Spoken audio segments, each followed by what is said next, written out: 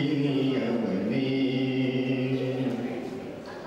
கரிமுக கடவுள் கணபதியே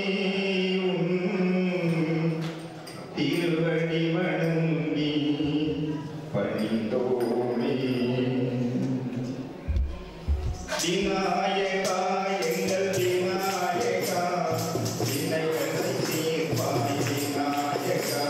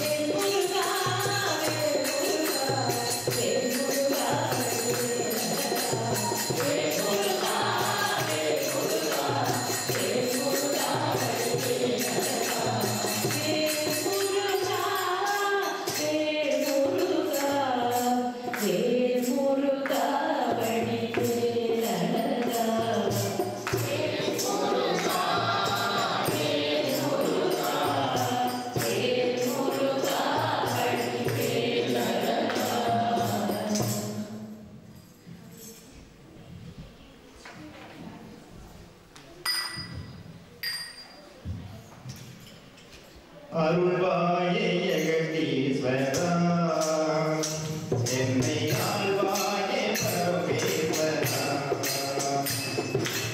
அருள்வாயே ஜெகதீஸ்வரா என்னை ஆள்வாயே பரமேஸ்வரா அருள்வாயே ஜெகதீஸ்வரா என்னை ஆள்வாயே Parameswara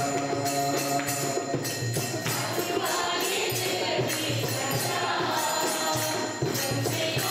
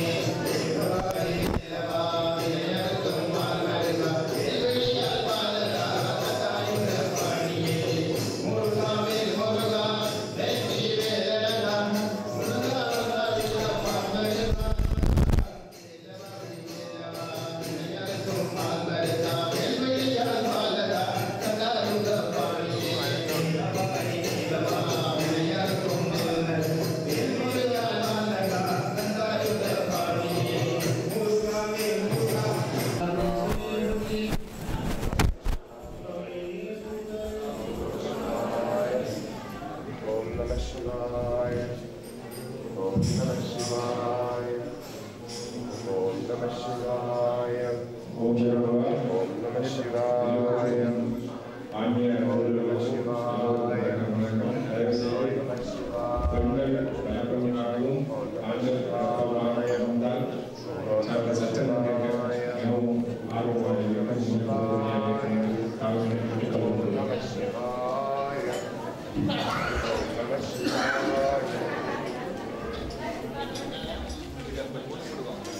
Om Namah Shivaya. Om Namah Shivaya. Om Namah Shivaya. Om Namah Shivaya. Om Namah Shivaya. Om Namah Shivaya. Om Namah Shivaya. Om Namah Shivaya. Om Namah Shivaya. ஒரு பாதை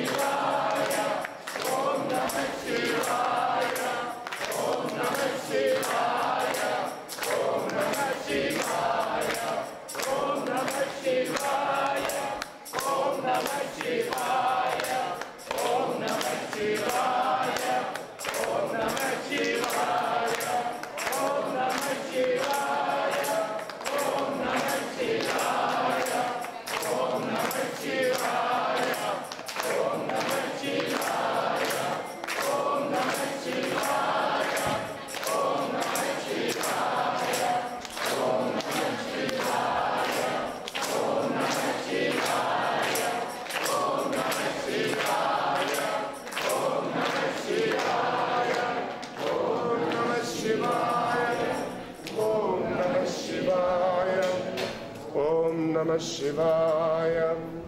Om Namah Shivaya. Om Sharavana Bhava. Om Sharavana Bhava. Om Sharavana Bhava. Om Sharavana Bhava. Om Sharavana Bhava. Om Sharavana Bhava. Om Sharavana Bhava. Om Sharavana Bhava. Om Shri Muruga.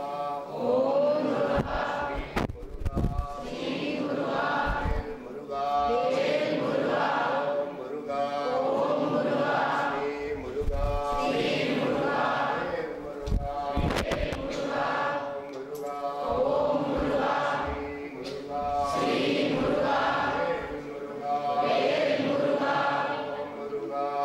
Muruga.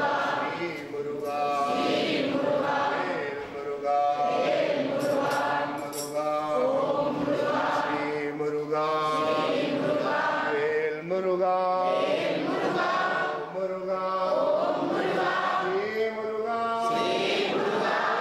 Muruga. Muruga. Muruga. Om Muruga. Shri Muruga. Shri Muruga. Muruga. Muruga. Om Muruga. Shri Muruga. Muruga. Muruga. Shri Muruga. Shri Muruga. Muruga. Muruga.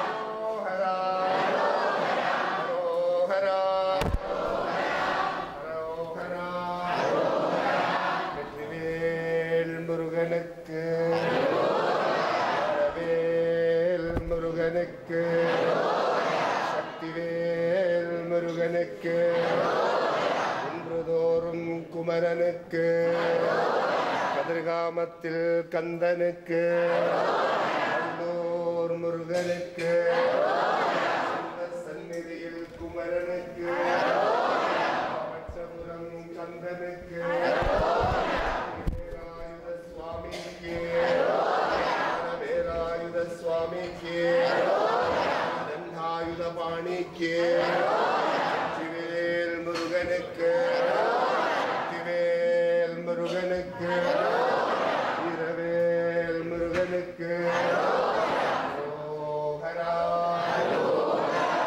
ஓஹரா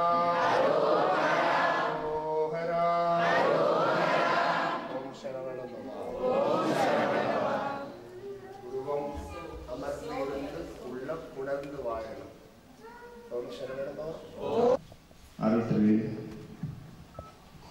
Saravana Bhavananda சுவாமி அவர்களையும் அவரை தரிசிக்க வந்திருக்கின்ற அடியார்களை சிவநாயகத்தின் சார்பிலே வருக வருக என்று இருகரம் கூப்பி வரவேற்று முதலிய சுவாமி அவர்களுடைய சத்சங்கம் இடம்பெறும் அடியார்கள் அமைதியாக இருக்குமாறு தயவாக கேட்டுக்கொள்கின்றோம். அத்துடன் அன்பான வேண்டுகோள், உங்களுடைய கைத்த தொலைபேசிகளை சத்தம் இல்லாமல் வைத்துக் கொள்ளவும் அல்லது அதை நீங்கள் நிப்பாடி வைத்தால் மிகவும் சால சார்ந்ததாக இருக்கும். அவருடைய சத்சங்கத்துக்கு இடையூறு இல்லாமல் அத்துடன் ஆலயத்தினருக்கு ஒழுங்காக அவருடைய தரிசனத்தை பெறுவதற்கு வசதியாக இலக்கம் வழங்கப்பட்டிருக்கின்றது. அந்த இலக்கத்துடைய தொடர் இலக்கம் ஆரம்பிப்பது 343வது இலக்கத்திலிருந்து ஆரம்பித்து 400 வரை சென்று பின்னர் 420 தொடங்கி 444 அல்லது அதற்கு மேலே தொடர்ந்து செல்லும். அவை குழப்பம் இல்லாமல் வர வேண்டும் என்பதற்காக இதை சொல்லியிருக்கேன். ஞாபகம் எண்கள் 343 ஆரம்பிக்கின்றது. இப்பொழுது சுவாமி அவர்கள் இங்கு 2வது தடவையாக இந்த ஆலயத்திற்கு எழுந்தருளி இருக்கின்றார். கடந்த ஆண்டும் நீங்கள் ஒரு சில அந்தகளிலே வந்திருப்பீர்கள். ஓம் சரணபோவா. இங்கு கூடியிருக்கும் எல்லோருக்கும் வணக்கத்தை தெரிவித்துக் கொண்டு எங்கள் ஸ்ரீ சத்குரு சரணபோவா அவர்கள் இந்த ஆலயத்திற்கு மீண்டும் இரண்டாம் தடவை வந்திருப்பதற்கு நாங்கள் அவருக்கு முதற்க நன்றியை தெரிவித்துக் கொண்டு இந்த ஆன்மீக பயணம் எல்லோருக்கும் கிடைக்க வேண்டும் என்பது நோக்கமாகவே நாங்கள் இங்கு அவரை எவ்வளவோ இன்னலுக்கு மத்தியில் நாங்கள் அவரை இங்கு கூட்டிக் கொண்டு வந்திருக்கின்றோம். ஏனெனில் நான் பெற்ற இன்பம் இந்த வையகம் பெற வேண்டும் என்ற ஒரே நோக்கமே தான். ஏனெனில் உருவத்தை பார்க்காமல் உள்ளத்தை பார்க்க செய்த எங்கள் சத்குருநாதன் அவர்கள் நீங்களும் அதை உணர்ந்து இந்த வாழ்வில் மென்மேலும் நம் வழியில் வாழ்ந்து மனிதனாக பிறந்து மாமனிதனாக வளர வேண்டும் என்ற ஒரே நோக்கம் தான். உங்களுக்குள் பல பிரச்சனைகள் இருக்கும். அதை ஏற்று சுவாமியோடு சொல்லும் சச்சங்கத்தை வடிவாக நீங்கள் எவ்வளவு பேரும் ஒவ்வொரு கேள்வியுடன் வந்திருக்கிறோம். எல்லோருக்கும் உங்களுடைய கேள்விக்கு அவருடைய சச்சங்கத்தில் பதில் கிடைக்கும். அதனால் நீங்கள் அதை தாழ்மையுடன் வடிவாக கூர்ந்து உள்ள ஆத்மாத்மாக நீங்கள் அதை கேட்க வேண்டும் என்பது என்னுடைய ஆசை. ஏனெனில் அது உங்களுடைய வாழ்வை உங்களுடைய தெளிவை அது நிச்சயம் தரும்.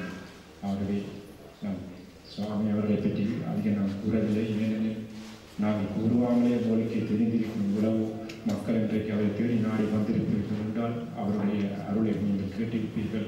ஏனெனில் நாங்கள் சொல்வதை விட நீங்கள் உணர்வதே மேல் என்று நான் நினைக்கின்றேன்.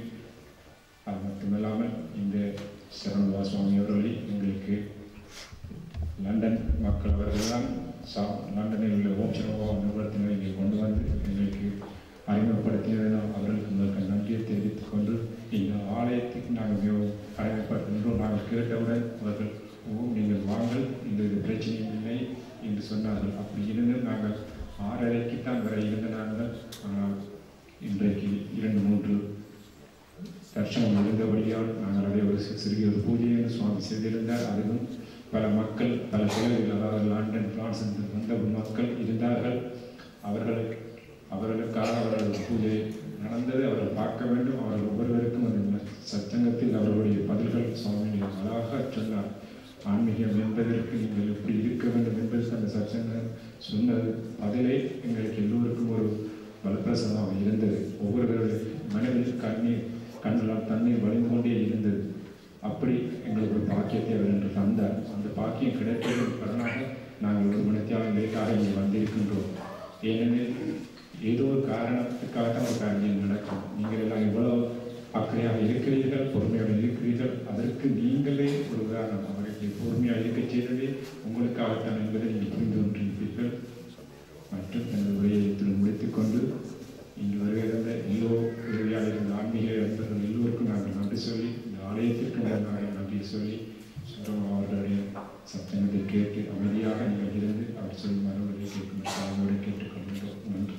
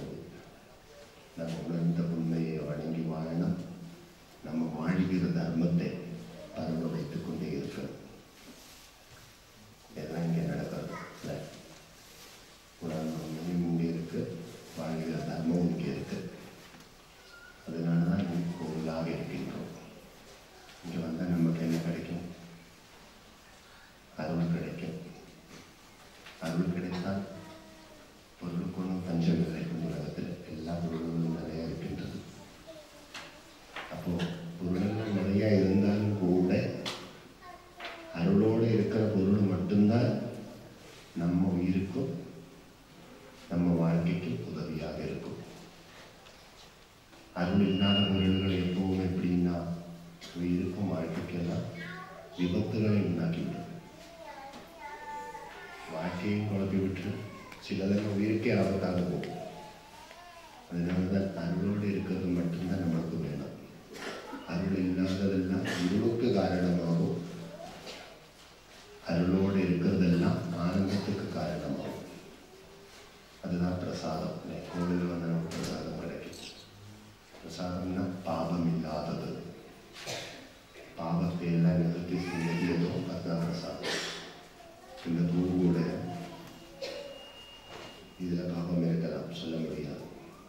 சில மனஸ்தாபங்கள் எல்லாம் இருக்கும். இதில் சில மார்க்கெட்டில் வச்சு இந்த பூவை சொல்லிட்டு சண்டை பிடிச்சிருப்பாங்க. இதுக்கு வேலை பேசிட்டு சண்டை பிடிச்சிருப்பாங்க, சொல்ல முடியாது. சில தோட்டத்தில் இருந்து சண்டை பிடிச்சிருப்பாங்க. நம்ம சாப்பிட்ற பழத்தில் கூட சண்டை வந்திருக்கலாம். எங்கேயும் தோட்டக்காரர்களுக்கு வந்து சண்டை பிடிச்சிருக்கலாம். அது நமக்கு தெரியாது. நம்ம மார்க்கெட்டில் அழகான பழத்தை பார்த்து வாங்கி சாப்பிட்றோம். ஆனால் அதில் மனஸ்தாபம் இருக்கணும், கடவுளுக்கு தான் தெரியும்.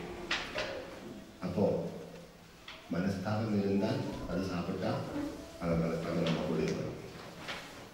அப்போ மனஸ்தாபங்களும் இருக்கக்கூடாது, பாவங்களும் இருக்கக்கூடாது. அதுக்கு என்ன பண்ணுறோம்? பூஜையில் வச்சு அது சாப்பிட்றோம். அப்போ அது பிரசாதம் ஆயிடுச்சு. மனஸ்தாபம் போயிடும், பாவமும் போயிடும், அது பிரசாதம் ஆகிடும். அதுக்கு தான் பூஜை. அதுக்கு தான் எதை கிடைச்சாலும் சங்கல்பம் பண்ணி சாப்பிடணும். சங்கல்பம் தான் பூஜை. நீங்கள் ஹிருதயத்தில் வச்சு சங்கல்பம் பண்ணி சாப்பிட்டீங்கன்னா அது பிரசாதம். கடையிலிருந்து இந்த பூ வாங்கினீங்கன்னா பூ, இதே பூ கோவிலிருந்து கிடைச்சா அது பிரசாதம். பூஜையோடு வச்சுட்டு இருந்தால் அது பிரசாதம். ஒரு பழமாக இருந்தாலும் வெளியிலிருந்து வாங்கி சாப்பிட்டீங்கன்னா அது பழம். இல்லை கோவிலோடு கிடைச்சா அது பிரசாதம். பழம் சாப்பிட்டா பசியாகும், பிரசாதம் சாப்பிட்டா பாவம் நிவர்த்தியாகும். அப்போ நமக்கு பசி ஆகிறத விட முக்கியம் பாவங்கள் விலகுது. அந்த பாவங்கள் எல்லாம் விலகுது. எனக்கு தெரியாதுல்ல, இந்த 2 கண்ணாலையும் எல்லா பக்கமும் பார்க்க முடியாது. ஒரு பக்கம் தான் பார்க்கணும். பார்க்கறதையும் பார்க்க முடியாது. பக்கத்தில் இருக்கிற எல்லாத்தையும் பார்க்கறது பார்க்க முடியாது. இந்த 2 கண்களை முகம் தெரியுதா இல்லையா? அது எல்லாருடைய முகம் தெரியும். நம்ம முகம் நமக்கு தெரியாது. அதுக்கு ஒரு கண்ணாடி வேணும். அப்போ நமக்கு தெரியாது என்ன நடக்கிறது, நாளைக்கு என்ன நடக்க போகுதுன்னு தெரியாது. இதுவரைக்கும் நடந்ததும் அவ்வளவும் தெரியாது, கொஞ்சம் தான் தெரியும். அப்போ ஏதாவது பாவங்கள் எல்லாம் இருந்தால் இல்லாமல் இருக்கலாம், நமக்கு தெரியாது. அப்படியான பாவங்களை எல்லாம் நிவர்த்தி செய்வதற்கு தான் நம்ம எல்லாரும் ஆத்ம சமர்ப்பணம் பண்ணிட்டு ஆராதனைகள் செய்கிறோம். ஆராதனை என்றது ஆத்ம சமர்ப்பணம்.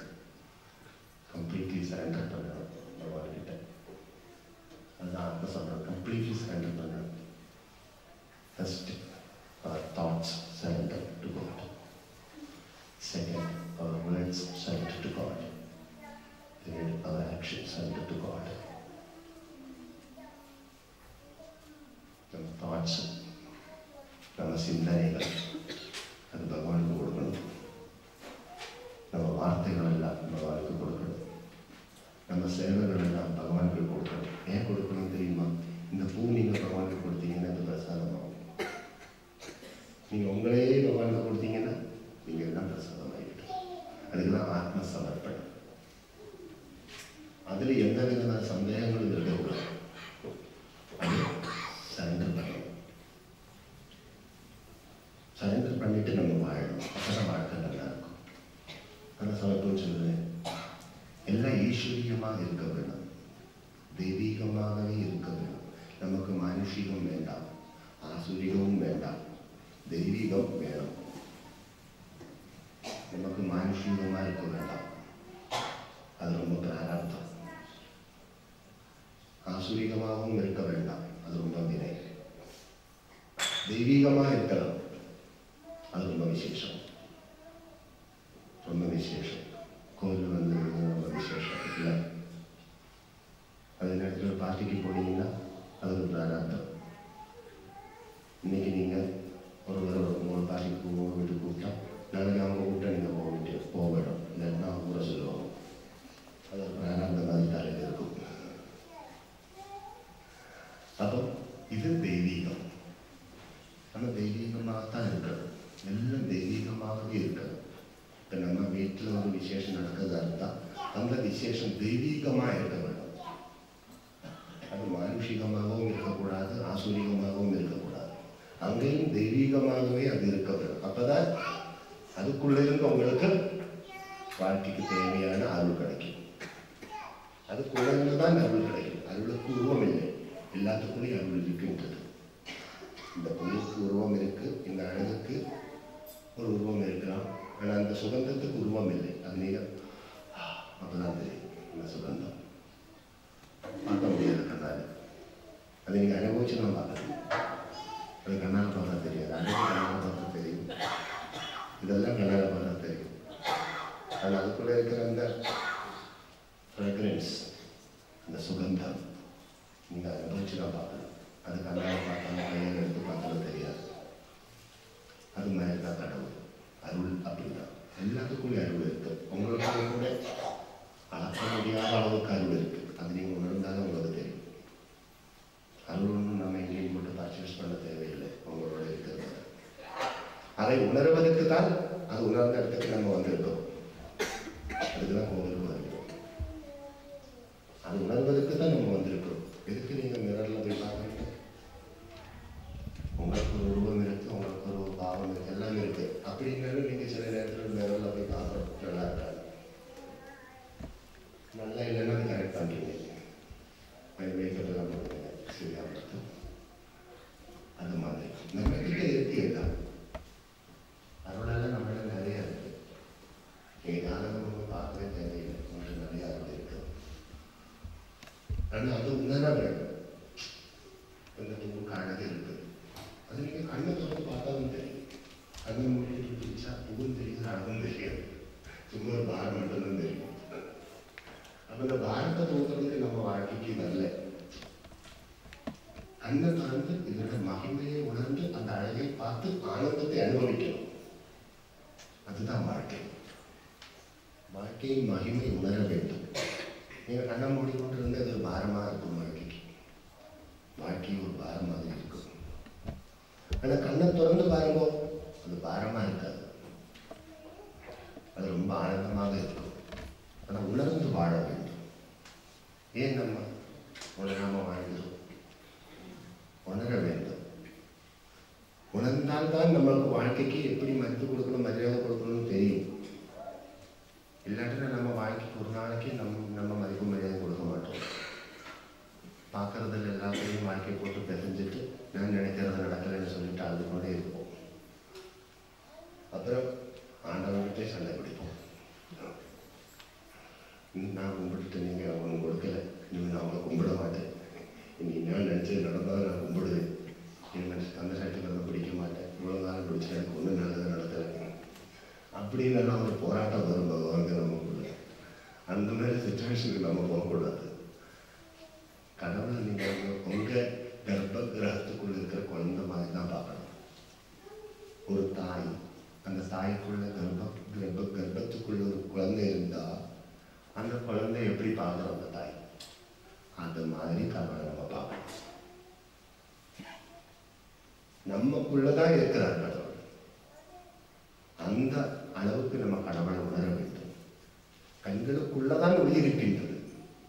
கண்களுக்கு வெளியில் இந்த ஒளியெல்லாம் தெரிந்திருந்தாலும் உள்ளுக்குள் ஒரு ஒளி இருக்கிறபடியாக இந்த ஒளியெல்லாம் நம்மளுக்கு தெரிகிறது. அந்த ஒளி இல்லைன்னா இந்த ஒளியெல்லாம் தெரியாது. அதுபோல் ஒரு கோவிலுக்கு வந்தாலும் சாமியை மனமா கும்பிடணும்னா உங்க மனம் அது ஒத்துழைக்கணும். சிலவங்களுக்கு கோவிலுக்கு வந்தாலும் சாமியை கும்பிட முடியாது, இந்த மனம் ஒத்துழைக்காது, மனம் அங்கெங்கெல்லாம் அலைப்பாயும். அப்புறம் அதை ஒருமைப்படுத்துவதற்கு ரொம்ப முயற்சி எடுக்கும், அப்பவும் முடியாது, அப்போ கோபம் வரும். பக்கத்தில் இருக்கிறவங்களுக்கெல்லாம். அப்படி எல்லாம் போகாமல் இருக்கிறதுக்கு சமைப்புன்னு சொல்லுது. நீங்கள் எப்போ தண்ணியில் போட்டு இருக்கிற தாமரை மாதிரி எப்போ சாஃப்டாக இருக்கணும். புரிஞ்சுதா? ஒரு டம்ளர் பால் எடுத்து நீங்கள் ஒரு பாத்திரத்தில் கொஞ்சம் தண்ணி விட்டுட்டு அந்த தண்ணியில் விட்டு பாருங்க, அந்த பால் அப்படியே அந்த தண்ணியில் அப்படியே தரணும் இல்லையா? அந்த தண்ணி எல்லாம் பால் மாதிரி ஆகிவிடும். அதே நேரத்தில் அந்த பாலுக்குள்ளே இருக்கிற வெண்ணெயை எடுத்துட்டு, அந்த பாலுக்குள்ள ஒரு வெண்ணெய் இருக்கின்றது, பால் நல்லா கலக்கி விட்டு அதுக்கு மேலே வெண்ணெய் வரும், பட்டர் வரும். அந்த பட்டர் எடுத்து நீங்கள் தண்ணியில் போட்டு பாருங்க, என்ன நடக்கும்? அது ஒரு நாளைக்கு தண்ணியில் கரையாது. அது தண்ணிக்கு மேலே அப்படி தாமரை மாதிரி பால் கிடக்கும். அப்படி இருக்க வேணும் நம்மளுடைய வாழ்க்கையின் மகிமை. எல்லாத்துலேயும் போட்டு பிசையக்கூடாது. எல்லாத்துலேயும் போட்டு பிசைஞ்சா அது அழகாக இருக்காது. நம்ம வாழ்க்கையை எப்பவும் வைக்க வேண்டிய இடத்துல வைக்க வேண்டிய விதத்தில் வைத்து வணங்க வேண்டிய விதம் வழங்கி அதை வாழ்த்த வேண்டும். அப்பதான் அது நல்லா இருக்கும். காட்டுக்குள்ள கிடக்கிற ஒரு கல்லு மாதிரி இருக்கக்கூடாது. கோவிலுக்குள்ள இருக்கிற சில மாதிரி வாழணும். அப்பதான் மதிப்பு மரியாதை கிடைக்கும் இல்லையா? காட்டுக்குள்ள இருக்கிற கல்லை போட்டு நம்ம கும்பிடுறோம் வெளியே. அதே கல்லை கோவிலில் சரியா வந்துட்டோம்னா நம்ம ஒழுங்கரிச்சு கும்பிடுறோம். நம்மளுடைய எல்லா சங்கத்தையும் அங்கே படிக்கிறோம். எவ்வளோ மதிப்பு மரியாதை கொடுக்குறோம் மாதிரி. அதே மாதிரி வாழ்க்கை நம்ம வாழ்ந்து கொண்டிருக்கிற காலம் எல்லாம் இந்த வாழ்க்கையை நம்ம புகழ்த்தி பாடணும். கையில் குறைவாக இருக்கலாம், வசதி குறைவாக இருக்கலாம், வேலை குறைவாக இருக்கலாம், எல்லாமே குறைவாக இருந்தாலும் நம்ம நினைக்கிற அளவுக்கு ஒன்று நம்ம கையில் கிடைக்கலாம்னு நம்ம கவலைப்பட வேண்டாம். அது ஆண்டவனுக்கு தெரியும். எப்போ எல்லாருக்கும் என்னென்ன கிடைக்கணும் அதை அப்படி கழிச்சு கொண்டே இருக்கும். ஒருவர் 60 வயசு வரைக்கும் பிச்சை எடுத்தார். 60 வயசுக்கு இருந்தவர் அரசனாக வாழ்ந்தார். அப்போதான் அவருக்கு நோட்டம் வந்தது. புரிஞ்சுதா? 60 வயசு வரைக்கும் அவர் பிச்சை எடுத்து கொண்டே இருந்தார் உலக அளவில். 60வது வயசில் அவருக்கு 12 பில்லியன் நோட்டம் வந்துட்டு அவர் அரசர். அப்போ பார்த்தீங்கன்னா ஆண்டவரோட வேலை 6 வயசுல விழுந்திருந்தா நல்லா இருந்திருக்கலாம். ஆனால் 60 வயசுல இருந்தது என்ன பண்ணுறது? அப்போ ஒவ்வொருத்தருக்கும் பகவான் ஒவ்வொரு சந்தர்ப்பம் வச்சிருப்பார். அது எப்போ நடக்கணும் அது அப்போ நடக்கணும் இருக்கும். அது வரைக்கும் நம்ம என்ன பண்ணணும்? அமைதியாக இருக்க வேண்டும். இப்போ சாமி இங்கே வர வரைக்கும் நீங்கள் அமைதியாக இருந்துட்டீங்கன்னா 2 hour late சவுண்ட் என்ன பண்ணுறது? வேலை நிறைய இருந்தது. காத்தால இருந்து வரைக்கும் சுவிச்சுட்டு பூஜை எல்லாம் முடிச்சு அங்கேருந்து கிளம்பி வர்றதுக்கு கொஞ்சம் நேரம், பெரிய நேரம் வந்து வரும். அப்புறம் கொஞ்சம் லேட்டு. அது வரைக்கும் நீங்கள் அமைதியாக இருந்தீங்க தானே? இதே மாதிரி வாழ்க்கையில் நம்ம எப்பவும் ரொம்ப அமைதியாக இருக்க வேண்டும். அதான் தியானம் பண்ணிட்டு இருக்க வேண்டும் என்று சொல்கிறோம். தியானம் சங்கல்பம் பண்ணிக்கிட்டே இருக்க வேண்டும். நீங்கள் கை விட்டுட்டுலே என்று நினைக்க வேண்டாம். கை கூடும் என்ற நம்பிக்கையோடு இருக்க வேண்டும். அதான் வாழ்க்கை. இன்னைக்கு சிலதெல்லாம் நம்ம கைவிட்டு போயிருக்கிறோம். அது எல்லாருக்கும் தான் அப்படி நடக்கும். சில நேரங்கள் சம்பாதிச்சதெல்லாம் கைவிட்டு போயிட்டு கவலைப்பட்டு கொண்டிருக்கிறவங்களாம் இருப்பாங்க. சிலதெல்லாம் நம்ம கவலை உயிராக இருந்ததெல்லாம் சிலப்போ கைவிட்டு போயிருக்கலாம். அப்படியெல்லாம் கைவிட்டு போயிருந்தாலும் சரி, எல்லாம் கை கூடும் என்ற ஒரு நம்பிக்கை தான் வாழ்க்கை. சில கஷ்டங்கள் வந்திருக்கலாம், துன்பங்கள் வந்திருக்கலாம், வராமல் இல்லை, எல்லாருக்கும் தான் வந்திருக்கின்றது. இப்போ நீங்கள் உங்களுக்கு தெரியுமா ஜம்மு காஷ்மீரில் என்ன நடந்தது? கம்ப்ளீட்டாக தண்ணி வந்துட்டு எல்லாமே எடுத்து போயிட்டு. போன வருஷம் கேதார்நாத்தில் என்ன நடந்தது? ஒரு 1/2 hour தண்ணி வந்துட்டு எல்லாமே ஒழுங்கி போயிட்டு. கோவில் மட்டும்தான் அங்கே வச்சுருக்கு. பெரிய பெரிய பில்டிங்கள், எத்தனையோ உயிர்கள் அப்படியே போயிட்டு இருக்கு. ஒவ்வொரு இடத்துலையும் ஒவ்வொரு விதத்தில் தினங்கள் வந்து கொண்டே தான் இருக்கின்றது. மலேசியாவில் ஒரு ஃப்ளைட் எடுத்து எங்கே போயிட்டு இருக்கிறோம். அதை காணவே இல்லை. இது வரைக்கும் இந்த ஃப்ளைட் எங்கே போட்டுமே எனக்கு தெரியாது. பார்த்தீங்களா? கடலெல்லாம் தேடி பார்த்தோம், கிடைக்கல. எங்கே மறைந்து விட்டது இந்த ஃப்ளைட்டு? மழையில் மறைந்து விட்டது. அப்போ இந்த உலகத்தில் என்னென்னமோ நடந்து கொண்டிருக்கின்றது, நமக்கு ஒன்றும் தெரியாது. அப்படி இருக்கக்கூடிய இந்த மாயா உலகத்தில் நம்மளெல்லாம் இருந்துட்டு இருக்கிறோம். அப்படி இருக்கக்கூடிய மாயா உலகத்தில் இருந்துகிட்டு இருக்க நம்மளுடைய மனசு எந்த அளவுக்கு கல் மாதிரி இருக்க வேண்டும் என்று நம்ம உணர வேண்டும். அதான் சமீபம் மக்களுக்கு சொல்லுவேன், நீங்கள் அந்த மண்ணோடு இருக்கும்போது மண்ணு மாதிரி இருக்கக்கூடாது, கல் மாதிரி இருக்கணும். மனசு கல் மாதிரி இருக்கணும், குணம் வெண்ணெய் மாதிரி இருக்கணும். கல் மாதிரி குணம் இருக்கக்கூடாது, வெண்ணெய் மாதிரி குணம் இருக்கணும். கல் மாதிரி மனசு வச்சு அப்போதான் இந்த மண்ணில் நமக்கு மருத்துவ வேலை கிடைக்கும். உண்மைதானே? மனசு எப்பவும் கல் மாதிரி இருக்கணும், அது அசையக்கூடாது, அது அப்படி ஸ்ட்ராங்காக இருக்கணும். கர்ப்பகிரகத்தில் இருக்கிற பகவானுடைய விஸ்வரூபம் மாதிரி. கோவிலுக்குள்ள இருக்கிற சிலை இருக்கணும் பகவான், அது மாதிரி உங்கள் மனசு ஸ்ட்ராங்காக இருக்கணும். கோவில் செங்கல்லாம் கட்டி இருக்கலாம், சிலை கரிங்கல்லால் பண்ணியிருக்கலாம். கோவிலெல்லாம் செங்கல்லால் கட்டலாம், ஆனால் சிலை கரிங்கல்லால் பண்ணணும். அந்த சிலை தான் நம்ம மனசு, அது கல் மாதிரி இருக்கணும். அப்போதான் இந்த காலத்தில் நம்ம வாழலாம். ஆனால் குணம் வெண்ணெய் மாதிரி இருக்கணும், பட்டர் மாதிரி இருக்கணும் நம்ம சுபாவம். அது கல் மாதிரி இருக்கக்கூடாது, அப்புறம் பார்க்குறவங்கள இடிக்க வேண்டியது. இடித்தாலும் ஒன்றுமே ஆகக்கூடாது, அதுதான் வெண்ணெய் மாதிரி இருக்கணும் இல்லையா? கொஞ்சம் வெண்ணெய் இருக்கிறாங்க இடித்தா ஒன்றும் ஆகாது, நல்லா தான் இருக்கும். ஒரு கல் இருக்கிறாங்க இடித்தா அவ்வளோதான். அப்போ நம்மளோட குவாலிட்டி எப்போவும் சாஃப்டாக இருக்கு. எல்லாத்துக்கும் ஒரு குவாலிட்டி இருக்கு. இந்த பூவுக்கு கூட நல்ல குவாலிட்டி இருக்கு. சில பூவுக்கு நல்ல குவாலிட்டி இல்லை, அதனால நம்ம கோவிலுக்கு பூஜைக்கு எடுக்க மாட்டோம். உலகத்தில் இருக்கிற அத்தனை பூக்களை கோவிலுக்கு எடுக்கிறோம் இல்லி, சில பூக்களை எல்லாம் நம்ம ஒதுக்கி வைக்கிறோம், வேண்டாம் பூஜைக்கு எடுக்கக்கூடாது. சில பூக்கள் எல்லாம் முள்ளோடு இருந்தாலும் பூஜைக்கு எடுக்கிறோம். வில்லு அது முள் மரத்தில் தானே இருக்குது. அந்த வில்லு மரத்துக்கு கிட்ட நீங்கள் போனீங்கன்னா நிறைய முள்ளோடு தான் அந்த இலைகள் இருக்கு. ஆனால் அந்த முள்ளோடு இருக்கிற இலைகளிலையும் பகவானுக்கு விருப்பம். அந்த வில்லுவத்தாலே நம்ம பகவானுக்கு பூஜை பண்ணுறோம். இந்த பூ கூட முள்ளோடு தான் இருக்கும். பிடிக்கிற இடத்துல முள் இருக்கு, பார்க்குற இடத்துல அழகு இருக்கு இல்லையா? இந்த பூ அப்போ சமர்ப்பம் சொல்லுவேன், குவாலிட்டி நல்லா இருக்கணும். அதுதான் ஒரு மனுஷனுடைய ரியல் அழகு. உடம்பின் அழகு, உடம்பில் தொட்ட உடைகளின் அழகு, ஆடை ஆபரணங்களுடைய அழகு, அதெல்லாம் மாயா. அதெல்லாம் இருந்தாலும் இல்லைனாலும் உண்மையான அழகு என்ன? நம்மளோட குவாலிட்டி, சத்குணம். அதில் நம்ம சம்பன்னர்களாக இருக்க வேணும். அதில் நம்ம அரசன் மாதிரி இருக்க வேணும், ஆண்டி மாதிரி இருக்கக்கூடாது. அதில் நம்ம அரசன் மாதிரி இருக்கணும். பார்க்குறவங்களுக்கு பாசத்தை கொடுத்து பாதையை காட்டிவிடணும். புரிஞ்சதா அர்த்தம்? கண்ணக உனக்கு தெரிய பார்த்து கொண்டிருக்கிறீங்களே, யாரை பார்க்குறீங்களோ பாசத்தை கொடுங்க, பாதையை காட்டுவோம் உங்களால் முடிகிற அளவுக்கு. அதுதான் மனிதாபிமானம், மனித குணம். அதனால சமீபம் சொல்றேன், நம்ம வாழ்க்கையில நிறைவாக வாழ வேணும்.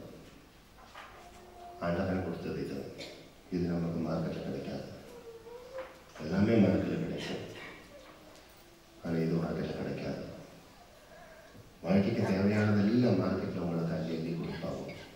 நீங்கள் இன்டர்நெட்டில் போய்ட்டு ஆர்டர் பண்ணால் போதும், வீட்டுக்கு கொண்டு வந்து கொடுத்துருவோம் இல்லையா? கடைக்கு கூட போக வேண்டியதில்லை. இப்போ நீங்கள் நெட்டில் போயிட்டு கிளிக் பண்ணால் உங்கள் வீட்டுக்கு வந்துடும், எந்த வேணும்னாலும் இல்லையா?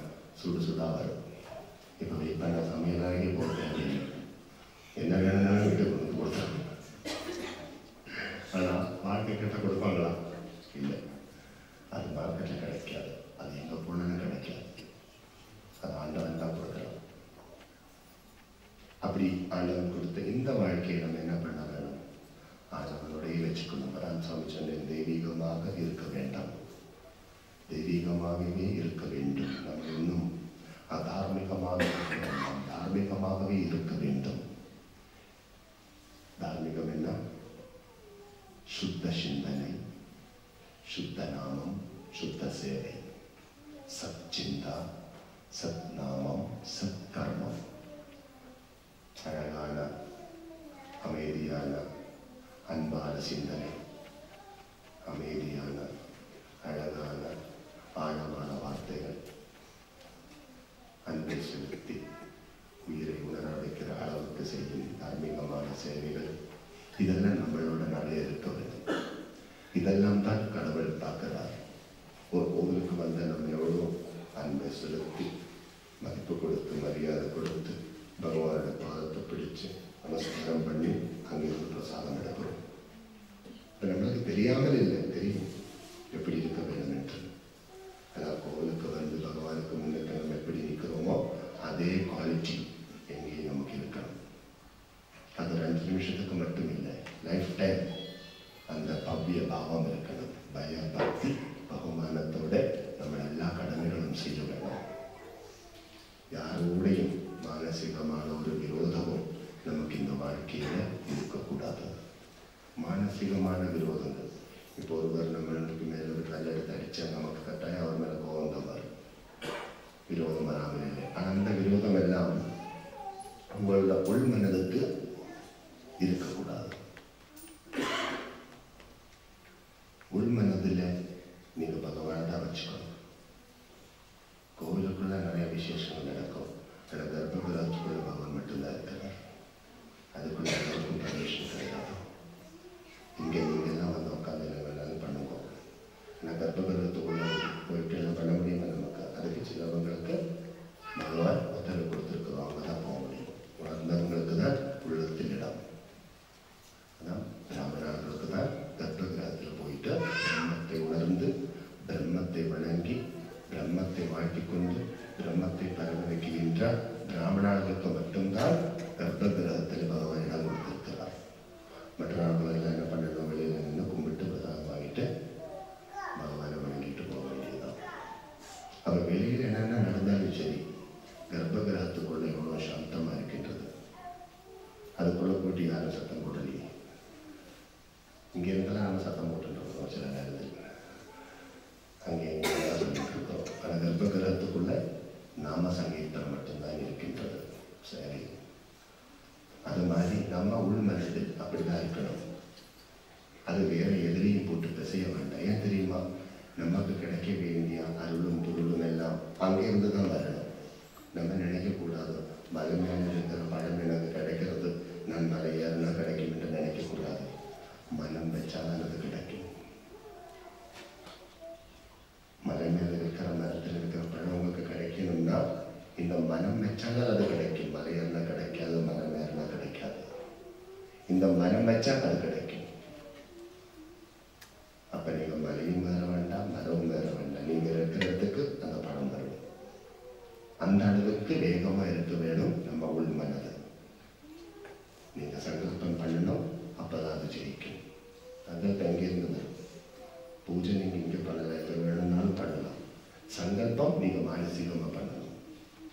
அதுதான் நம்ம எல்லாம் எந்த பூஜை செய்யும் போது ஆரம்பத்தில் என்ன பண்றோம்? உங்களை உட்கார வச்சு சங்கல்பம் தர்ப போட்டுட்டு பவித்திரம், தர்பன்னா பவித்திரம் போட்டுட்டு உங்களை உட்கார வச்சு சங்கல்பம் பண்ணிட்டு தான் பூஜை ஆரம்பிக்கிறோம். முதல்ல சங்கல்பம். ஆரம்பத்தில் எதுக்கும் விக்கிரகங்கள் எல்லாமே இருக்கிறதுக்கு கணபதி சேவை, அப்புறம் சங்கல்பம், அப்புறம் தான் பூஜை ஆரம்பிக்கும். யோசிச்சு பாருங்க. அப்ப சங்கல்பம் எங்கேருந்து வரும்? இங்கிருந்து வரும். அப்போ அந்த சங்கல்பம் எடுக்கணும்னா அங்க ரொம்ப பவித்திரமா இருக்கணும். அதுக்கு தான் பவித்திரம் போடணும். வேற எந்த அல்லலும் ஆதியும் இருக்கக்கூடாது. அங்கே அல்லலும் ஆதியும் இருந்தால் ஒரு நாளைக்கு நம்மளுக்கு சங்கல்பம் எடுக்க முடியாது. சங்கல்பம் எடுக்கும்போது அதுதான் வரும். நீங்க என்ன கூடி வச்சிருக்கிறீங்களோ இங்க அதுதான் உங்களுக்கு வெளியே வரும் சங்கல்பம் பண்ணும்போது. அதனாலதான் இங்க யார் எடுக்க வேணும்? ஹனுமானுக்குள்ள யார் எடுக்கிறார்? அவர் மலையை தூக்கி இங்கே வச்சிருக்கிறாரா, ராமனை தூக்கி இங்கே வச்சிருக்கிறாரா? ஹனுமான் கையில மலையை தூக்கி இருக்கிறார். ஆனால் இங்கே யாரை வச்சிருக்கிறார்? கையில் இருக்கிற மலை அவர் இங்கே வைக்கல, ராமனை தான் வச்சிருக்கிறார். அதே மாதிரி நம்மளும் மானசீகமா பகவானில் நிறைவா இருக்க வேணும். அப்புறம் நீங்க சங்கல்பம் பண்ணி பாருங்க, எல்லாம் ஜெயிக்கும். எல்லா பூஜையும் வடிவாக நடக்கும். அதை விட்டுட்டு சங்கல்பம் பண்ணும்போது அப்படி இப்படின்னு வந்துட்டோம்னா நம்மளோட கண்ட்ரோலெல்லாம் போயிட்டு அப்புறம் சங்கல்பம் பண்ணும்போதெல்லாம் நமக்கு சங்கல்பத்தில் இருக்க முடியாது. எத்தனையோ மக்களுக்கு அப்படி நடக்குது. உட்காந்துட்டு பண்ணிட்டு இருப்பாங்க, ஆனால் சங்கல்பம் நீங்கள் எல்லாம் போகும். சிந்தனையோட வேறு இடத்துக்கு போகும். நேற்றுக்கு சாப்பிட்டது ஏதோ அதை நினச்சி கொண்டிருப்பாங்க. நாளைக்கு என்ன சாப்பிட போகிறோம் அதை நினச்சி கொண்டிருப்பாங்க. இங்கே இங்கே வேறு விஷயம் நடந்துட்டு. அப்போ அங்கேங்க மனம் மலைப்பாங்க. அப்படியெல்லாம் இருக்காமல் அப்படியெல்லாம் இருக்கக்கூடாது. அதுதான் சாமி போச்சு. இப்போ பார்த்தீங்கன்னா அந்த ஃபோன் அடிச்சு மனசெல்லாம் போயிட்டு அவன்தான் நம்ம மனசோட கெப்பாசிட்டி. இன்னும் நாங்கள் மொபைல் அடிச்சாங்க போகும். இங்கே இருக்க சாமியெல்லாம் விட்டுடுவீங்க ஒரு நிமிடம். அப்போ நம்ம மனசனுடைய கெப்பாசிட்டி அவனுக்கு. அப்போ அதனால தான் சாமி சொல்கிறேன், நீங்கள் உள் மனதால் பகவான் ரொம்ப பிரேம பக்தியோட பகவான் நம்ம அணைச்சி வைக்க வேண்டும். பகவானுக்கு அதுதான் வரும். நம்ம அலங்காரங்களும் மனதெல்லாம் அப்புறம் தான். முதல்ல என்ன வேணும்? அன்பை செலுத்த வேண்டும், ஆசைகள் ஒதுக்க வேண்டும். புரிஞ்சுதான்? அன்பை செலுத்த வேண்டும், ஆசைகளை ஒதுக்க வேண்டும். ஆசைகளை செலுத்த வேண்டாம். அண்ணன்கிட்ட அளவுக்கு மீறின ஆசைகள் நமக்கு இருந்துகிட்டே இருக்கு. கடலில் அலைகள் மாதிரி. அந்த ஆசைகள் எல்லாம் அண்ணன்கிட்ட செலுத்த வேண்டாம். அது அவருக்கு தெரியும் நமக்கு என்ன வேணும்னா. செலுத்த வேண்டியது அன்பு. நம்ம அன்பு செலுத்தினால்தான் அவருக்கு நம்ம மேல் ஆசை வரும். அவருக்கு நம்ம மேல் ஆசை வந்துட்டோம்னா அப்புறம் நம்ம வாழ்க்கையில் எந்த பஞ்சமும் இருக்காது. அவர் நமக்கு நல்ல ப்ரொடெக்ஷன் கொடுப்பார். ஆனால் அவருக்கு நம்ம மேல ஆசை வரணும்னா அவருக்கு மேலே நம்ம அன்பு செலுத்தணும். பார்த்தீங்களா, ராமருக்கு ஹனுமானுக்கு மேலே ரொம்ப ஆசை. அதனால தான் ராமரோட பாதத்திலேயே அந்த ஹனுமான் உட்கார வச்சிருக்கிறார். உங்களுக்கும் பாசம் இருக்கிறவங்களால தான் நீங்கள் பக்கத்தில் உட்கார வைப்பீங்க. உங்களுக்கு விரோதிகளை பிடிக்கும் உங்களை உட்கார வைப்பீங்களா? இல்லை. உங்களுக்கும் அளவுக்கு மேல் நன்றி யாரில் இருக்கோ அவங்களுக்கு தான் அவங்களோட பார்க்குற இடம் உங்கள்கிட்ட இடம். அதே மாதிரி ராமன் பார்த்தீங்களா, அந்த ஹனுமான் எவ்வளோ அழைச்சி வச்சிருக்கிறார். கோலத்தில் அவர் கொஞ்சம் பிறகு மாதிரி இருப்பார். நல்ல சீலம் வச்சிருக்கிறார். அவர் சீலத்தில் அவர் ரொம்ப அரசர். கோலத்தில் தான் வரும். ஆனால் கோலம் முக்கியம் இல்லை. பகவான்கிட்ட நீங்கள் ரிலேஷன்ஷிப் வைக்கிறதுக்கு கோலம் ஒன்றும் வேண்டாம். குரங்கு மாதிரி இருந்தாலும் அந்த இடம் கிடைக்கும். ஆனால் குணம் நல்லா இருக்கிறோம், அவ்வளோதான். அங்கே இருந்துட்டு அப்படி இப்படி பண்ணக்கூடாது. அதனால தான் சொல்லிட்டு சொல்கிறேன், நீங்கள் அன்பை செலுத்தும் போது ஆண்டவன் உங்கள் மேல் ஆசையை செலுத்துவார். அந்த ஆசையின் மூலியமாக உங்களுடைய வாழ்க்கைக்கு எல்லாம் சுபிக்ஷமாக இருக்கும். ஆசையை செலுத்த வேண்டாம். ஆசை ஆண்டவனுக்கு நம்ம மேலே வரணும். நமக்கு ஆண்டவன் மேலே பாசம் வரணும். பாசம் நமக்கு வரணும், ஆசை அவருக்கு வரணும். அப்போதான் நமக்கு இடம் கிடைக்கும். பாசம்தான் செலுத்தணும். அன்பு செலுத்தும். ஆண்டவன் அருள் எடுக்கும். அருள் எடுக்க வேண்டும். அதுக்கு அன்பு செலுத்த வேண்டும். மாடுக்கு புல்லு போட்டு கொடுக்கணும். அப்போதான் மாடு பால் செலுத்தும். அப்போ முதல்ல புல்லு போட வேண்டும். அப்போதான் அவங்க பாத்திரத்தில் பால் நிறைய கிடைக்கும். அது மாதிரி தான் சேவை. நீங்கள் முதல்ல நிறைய சேவை பண்ணுங்க. எப்படி சேவை பண்ணணும்? சேவையினுடைய ஆழத்தை அளக்க வேண்டாம், அகலத்தை அளக்க வேண்டாம். மனமார்ந்த சேவைகள் பண்ணுங்க. நான் அவ்வளவு பண்ணியிருக்கிறேன், இவ்வளவு பண்ணியிருக்கிறேன் சொல்லக்கூடாது. 1000 ஆலயம் பண்ணி கொடுத்துருந்தாலும் நான் ஆண்டவனுக்கு ஆலயம் பண்ணி கொடுத்தேன் என்று சொல்லக்கூடாது. நான் பண்ணி கொடுக்குறேன், அவரே நான் பண்ணியிருக்கிறேன். அதுக்கு என்ன ஒரு கருவியாக எடுத்துருக்கிறேன், அவ்வளோதான். நான் ஒரு கருவி மட்டும்தான். ஹனுமான் மலையை தூக்கினாரா, ராமர் மலையை தூக்கினாரா? ஹனுமான் மலையை தூக்கலை. ஹனுமானுக்குள்ள இருக்கிற ராமா தான் மலையை தூக்கி இருக்கிறார். அது மாதிரி நமக்குள்ள இருக்கிற ஆண்டவன் தான் ஆண்டவனுக்கு தொண்டு செய்வதற்கு நமக்கு இடத்தை கொடுக்கிறார். அந்த மனப்பான்மை எங்கிருந்து வந்திருக்கு? அவரின் மனமே தான் கிடைச்சிருக்கு. அந்த மனம் இருக்கிறபடியாக தான் நம்ம செய்கிறோம். அப்போ அந்த மனம் எங்கிருந்து வந்தது? அவர் தான் கொடுத்துருக்கிறார். அதில் நம்ம ஆழத்தையும் வளர்க்கக்கூடாது, அகலத்தையும் வளர்க்கக்கூடாது. நான் அவ்வளோ பண்ணியிருக்கிறேன், இவ்வளோ பண்ணியிருக்கிறேன்னு சொல்லிட்டு படுக்கையில் போயிட்டு படுத்து தூங்கக்கூடாது. அப்புறம் எதுவும் பண்ணுறதுக்கு சான்ஸ் கிடைக்காது. எதுவுமே நான் பண்ணலை, எல்லாம் நீங்கள் தான் பகவான். உங்களோட அருள் இல்லை, ஒன்றுமே இல்லை. அதில் உணர்ந்துட்டேன். இந்த உலகத்தில் என்னோட ஒவ்வொரு மூச்சிலும் நீங்கள் தான் இருக்கிறீங்க. அந்த மூச்சு இல்லைன்னா இந்த உலகம் இருக்கா? நமக்கு இந்த மூச்சு யாரோட கண்ட்ரோலில் இருக்கு? அவரோட கண்ட்ரோலில் இருக்கு. நம்ம கையில் இருக்க இதோட கணக்கு இல்லை. அப்படி இருக்கக்கூடிய அந்த பகவானுடைய பாதத்துக்கு நம்ம எல்லாரும் சேவை பண்ணினா அதை பற்றி பேசவே கூடாது. சரணாகதி நம்மளுடைய பிராரப்தம் தான் நம்ம பகவானுடைய பாத்திரம் போட்டுக்கிறோம். பால் கொடுத்தாலும் பாயசம் கொடுத்தாலும் நம்ம பிராரப்தம் தான் அதெல்லாம். அது பிராரப்தத்தை போட்டுட்டு பிரசாதத்தை எடுக்கிறோம், அவ்வளோதான். காசியில் போயிட்டு சேவை பண்ணனாலும் சரி, ராமேஸ்வரம் போயிட்டு சேவை பண்ணனாலும் சரி, அதற்காக போயிட்டு சேவை பண்ணாலும் சரி, நம்ம பண்ணிக்கிற சேவையில் நம்ம பிராரப்தங்களாகும். அதெல்லாம் அங்கே போட்டுட்டு பிரசாதத்தை எடுக்கிறோம். இனிமேல் வினை வரக்கூடாது. பிராரப்தம் தலைமையில் இருக்கிற காலம் வரைக்கும் வினைகள் வந்து கொண்டே இருக்கும். அந்த பிராரப்தத்தை எல்லாம் தூக்கி பகவானுடைய பாதத்தில் போடுறோம். அப்புறம் பிரசாதத்தை எடுக்கணும், அப்புறம் வாழணும். அப்பதான் சந்தோஷம் கிடைக்கும். அப்போ இந்த பிராரப்தம் தான் நம்ம செய்யற சேவையெல்லாம். ஏதோ ஒரு காலத்துல ஏதோ ஒரு நேரத்துல நம்ம பகவான் முன்னுக்கு வந்துட்டு தெரியாத மாதிரி நம்ம இங்கே பார்த்து போயிருக்கலாம். அதுக்கு பிராயச்சித்தம் பண்ணி கொண்டிருக்கிறோம். இந்த ஜென்மத்தில் நம்ம எல்லோரும் உணர்ந்த நேரத்தில் வழங்கி வாழ முடியல. இப்போ உணர்ந்து வழங்கி வாழ்ந்து கொண்டிருக்கிறோம். அவ்வளோதான். என்னால் முடிகிற அளவுக்கு நான் இந்த தர்மத்தை வாழ வைப்பதற்காக முயற்சி எடுத்து கொண்டிருக்கிறோம். அதே மாதிரி தானே பின்பு ஆலயம், இப்படி ஒரு அழகான ஆலயம் அமைப்பதற்கு எத்தனையோ மக்களுடைய உழைப்பு தான் காரணம்.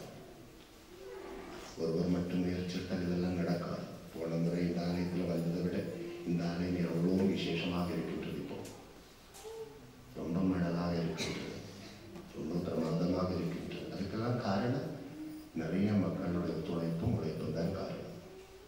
உழைப்பு மட்டும் இருந்தால் ஆலயம் வராது, ஒத்துழைப்பு இருக்கணும். அப்போதான் ஆலயம் வரும். எவ்வளவு மக்களோட ஒத்துழைப்பினால தான் இந்த ஆலயம் வந்திருக்கலாம். எத்தனையோ மக்களோட முயற்சியினால தான் இந்த ஆலயம் உருவாயிருக்கின்றது. அதனால தானே நம்ம எல்லாரும் இன்னைக்கு இங்கே வந்திருக்கின்றோம். நாங்கள் இங்கெல்லாம் போயிருக்கல தான் இங்கே தான் வந்திருக்கிறோம். ஏன் தெரியுமா? இது அருளோடு இருக்கிற இடம், ஆனந்தம் கிடைக்கிற இடம், அமைதி காக்கும் இடம், ஆயுள் பலத்தை கூட்டும் இடம், ஆரோக்கியம் கிடைக்கும் இடம், வாழ வேண்டிய வசதியில் அள்ளி கொடுக்கும் இடம். அப்படி இருக்கக்கூடிய ஆலயத்தில் வந்திருந்து இவ்வளோ நேரம் சேவை பண்ணியிருக்கின்றோம். இதுக்கெல்லாம் காரணம் உள்மனம் உணர்ந்தவர்களின் சேவையின் மூலியமா. உள்மனம் உணர்ந்தவங்களால தான் இதெல்லாம் பண்ண முடியும். இல்லைன்னா எனக்குள்ள சிந்தனை மட்டும்தான் இருக்கும். எல்லோருக்கும் நல்லது கிடைக்க வேணும் என்ற சிந்தனை இருக்கிறவங்களுக்கு தான் உள்மனம் தோன்றது. அதான் சாமி சொன்ன தெய்வீகமாக வாழுங்கோ. ஆசுரீகம்னா என்ன தெரியுமா? யாருமே நல்லா இருக்கக்கூடாது. மானுஷியம் எப்படி தெரியுமா? நான் மட்டும் நல்லா இருக்கணும். தெய்வீகம்னா எல்லாரும் நல்லா இருக்கணும். சர்வலோகா சமஸ்தா சுகினோ பவந்து, அது தெய்வீகம். நம்ம முன்னோர்கள் அப்படிதான் பாடியிருக்கிறாங்க. நான் மட்டும் நல்லா இருக்கணும், குடும்பம் மட்டும் நல்லா இருக்கணும்னு சொல்லிட்டு எதுவும் பண்ணலை. ஏதாச்சும் பண்ணுறதா இருந்தால் எல்லோருக்கும் அது நன்மைக்கு காரணமாகணும். ஒரு மரத்துக்கு தண்ணி ஊற்றினா அந்த மரத்துக்கு பக்கத்தில் வர்றவங்களுக்கெல்லாம் நிழல் கிடைக்கும் இல்லையா? தண்ணி ஊற்றுறவங்களுக்கு மட்டும் இல்லை, அந்த மரத்தை சுற்றி இருக்கிறவங்களுக்கெல்லாம் நிழல் கொடுக்கும் அந்த மரம். அதே மாதிரி நம்ம ஒரு விளக்கேற்றி வச்சால் அந்த விளக்கை ஒளி எல்லோருக்கும் தான் கிடைக்கின்றது. அப்படியான விளக்குகள் நம்ம எல்லோரும் சேர்ந்து ஏற்றி வைக்க வேண்டும். அப்பதான் இந்த மாதிரி தர்மங்கள் எல்லாம் நம்ம சமூகத்துக்கு உதவியாக எல்லா காலமும் இருக்கும். அதான் சமைப்போம் சொல்லுவோம். இப்படியான தார்மீகமான சேவைகள் எல்லாம் உங்களுக்கு எல்லாம் நிரந்தரமான உறவு இருக்க வேணும். வாரத்தில் ஒரு நாளைக்கு கோவிலில் வந்து சாமி கும்பிட்டுட்டு போயிட்டு அடுத்த வாரம் வந்து கும்பிடும்போது நீங்கள் பார்த்துட்டு போனீங்க, என்ன தேவை இருக்கு, உங்கள் மூலியமா என்ன பண்ண முடியுமா பண்ணிக்கிட்டே இருக்கணும். ஏன் தெரியுமா? இதெல்லாம் நம்ம வாழ்க்கைக்கு ரொம்ப முக்கியம். நம்மளுடைய குலம், குடும்பம், குழந்தைகள் எல்லாம் இப்படியான சமாஜத்தோடு தான் வாழ வேணும். இப்படியான சம்ஸ்காரங்கள் நம்ம குழந்தைங்களுக்கு நிறைய கிடைக்க வேணும். இது இந்த காலத்தில் கிடைக்கிறது ஒரு கஷ்டமாக தான் இருக்கின்றது. இதனால் நம்மளெல்லாம் ஊரை விட்டு வேற எல்லாம் ஊரெல்லாம் தேடி வந்து வேலையோடு வாழ்ந்து கொண்டிருக்கிறோம்.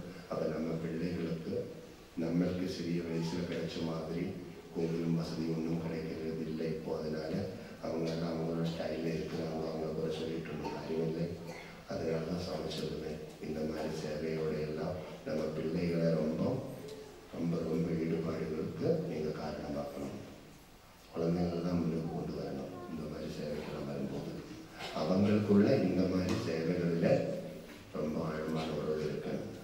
நீங்கள் கோவிலுக்கு வரலைன்னாலும் குழந்தைகள் கோவிலுக்கு வந்து வீட்டுக்கு பிரசாதம் வாங்கிட்டு வரணும். அந்த மாதிரி சேவை நம்ம பிள்ளைகள் செய்ய வேணும். அதுக்குத்தான் நம்மளெல்லாம் இந்த மாதிரி தார்மீகமான சேவைகளோடெல்லாம் ரொம்ப ஆழமாக இருக்க வேண்டும். அப்போ தான் நம்ம வாழ்க்கையில் மீண்டும் மீண்டும் நம்மளுக்கு நிறைய விசேஷங்கள் எல்லாம் நடக்கும், வெற்றிகளாக கிடைக்கும். ஓம் சரவண பவா. எல்லோருக்கும் ஒரு பிரணாமம். இப்படி ஒரு மகா சேவைக்கு காரணமான இந்த கோவிலும் இந்த கோவிலுக்கு ஆதாரமான அவ்வளோ உள்மனம் உணர்ந்த உயிர்களையும் நம்ம எல்லோரும் வணங்குகிறோம். என்னென்றால் சமைப்புன்னு சொல்லுவேன், நீங்கள் ராமனை கும்பிடுறதை விட ஹனுமானை கும்பிடுறோம். ஏன் தெரியுமா? ராமன் என்ன சொல்லியிருக்கிறார் என்றால், பகவானை கும்பிடுறதை விட பக்தர்களை கும்பிடுவோம். உண்மையான பக்தர்களை கும்பிடுவோம். உண்மையான பக்தர்கள் இருந்தால் தான் பகவான் வாழலாம். பக்தர்களின் கூட்டம் எங்கேயெல்லாம் கூடியிருக்கின்றதோ அங்கதான் கோவில் உருவாகும். பக்தியிலிருந்து தான் பகவான் வரும். எத்தனையோ பக்தர்களுடைய முயற்சினால்தான் ஒரு ஆலயம் உருவாயிருக்கு. ஆலயம் வந்ததுக்கு அப்புறம் பக்தி வந்ததா? பக்தி வந்ததுக்கு அப்புறம் ஆலயம் வந்ததா? சொல்லுங்க. கடவுள் முதல்ல வந்ததா? கோவில் முதல்ல வந்ததா? கடவுள் தான் முதல்ல வந்திருக்கு. கடவுள் எங்க வந்தார்? முதல்ல இங்கதான் வந்தார். இங்கதான் காட்சி கொடுத்தார். அப்புறம் தான் இங்கெல்லாம் காட்சி கொடுக்கிறார். அப்போ உள்ளத்துக்குள்ள இருந்துதான் அது உருவாக்கணும். அப்பதான் இருக்கிறவெல்லாம் வச்சு வழங்கி வாழணும்னு ஆசை வரும். அப்பதான் இப்படியான விசேஷம் எல்லாம் வர வேணும் என்ற முயற்சி நம்மளெல்லாம் வாழணும். அதுக்கு தான் சாமி சொல்லுவேன், இந்த மாதிரி சிந்தனைகளோடு இருக்கிறவங்களை நீங்கள் கும்பிட்டாலே போதும், எல்லாம் நீங்கள் கிடைக்கும். கோவிலுக்கு வர முடியலன்னு கூட கோவிலுக்கு போய் வந்தவங்களை கும்பிட்டா போதும், அப்போ புண்ணியம் கிடைக்கும். சபரிமலைக்கு இப்போ நம்ம எல்லாருக்கும் போக முடியாது. ஒருவர் சபரிமலைக்கு போகிறதா இருந்தால் நம்ம என்ன பண்ணுறோம்? அவர் கையில் நம்மளும் கொஞ்சம் யோசிச்சு கொடுத்து விடும். இங்கே கையை பண்ணிட்டு கொடுங்கன்னு சொல்லிட்டு பழனிக்கு நமக்கு எல்லாரும் போக முடியாது. யாராச்சும் பழனிக்கு போகிறதா இருந்தால் நம்ம ஒரு 10 ரூபா கொடுத்து விடணும்.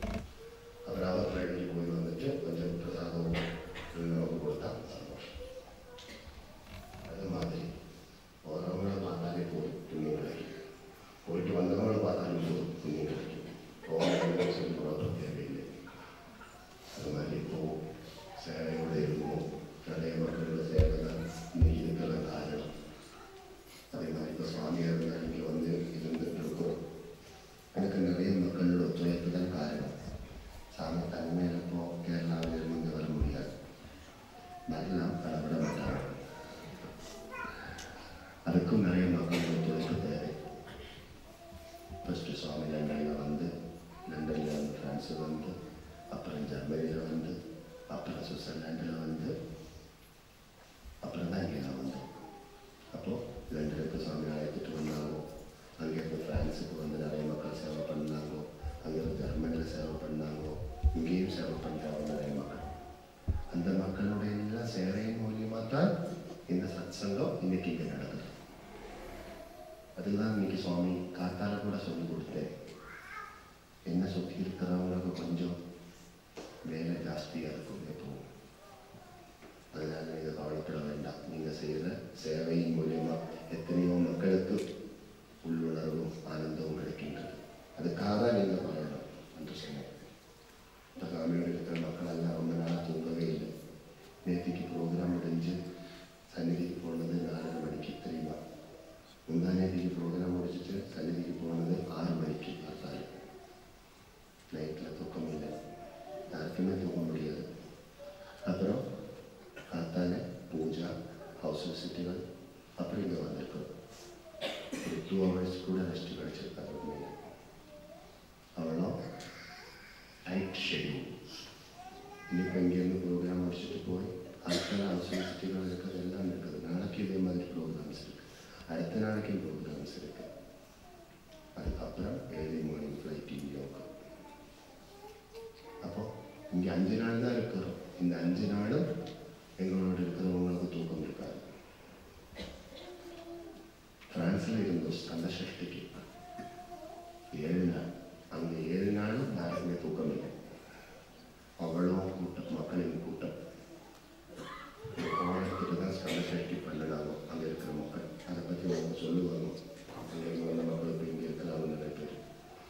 என்ன அழகாக இருந்து தெரியுமா? எவ்வளோ மக்கள் கூட்டம் தெரியுமா? இருக்கிறதுக்கு இடமில்லை, அவ்வளோத்துக்கு மக்களின் கூட்டம் ஸ்கந்த சஷ்டிக்கு. அவ்வளோ ஆனந்தமாக இருந்தது, சொர்க்கலோகம் மாதிரி இருந்தது ஸ்கந்த சஷ்டி. ஆனால் அதெல்லாம்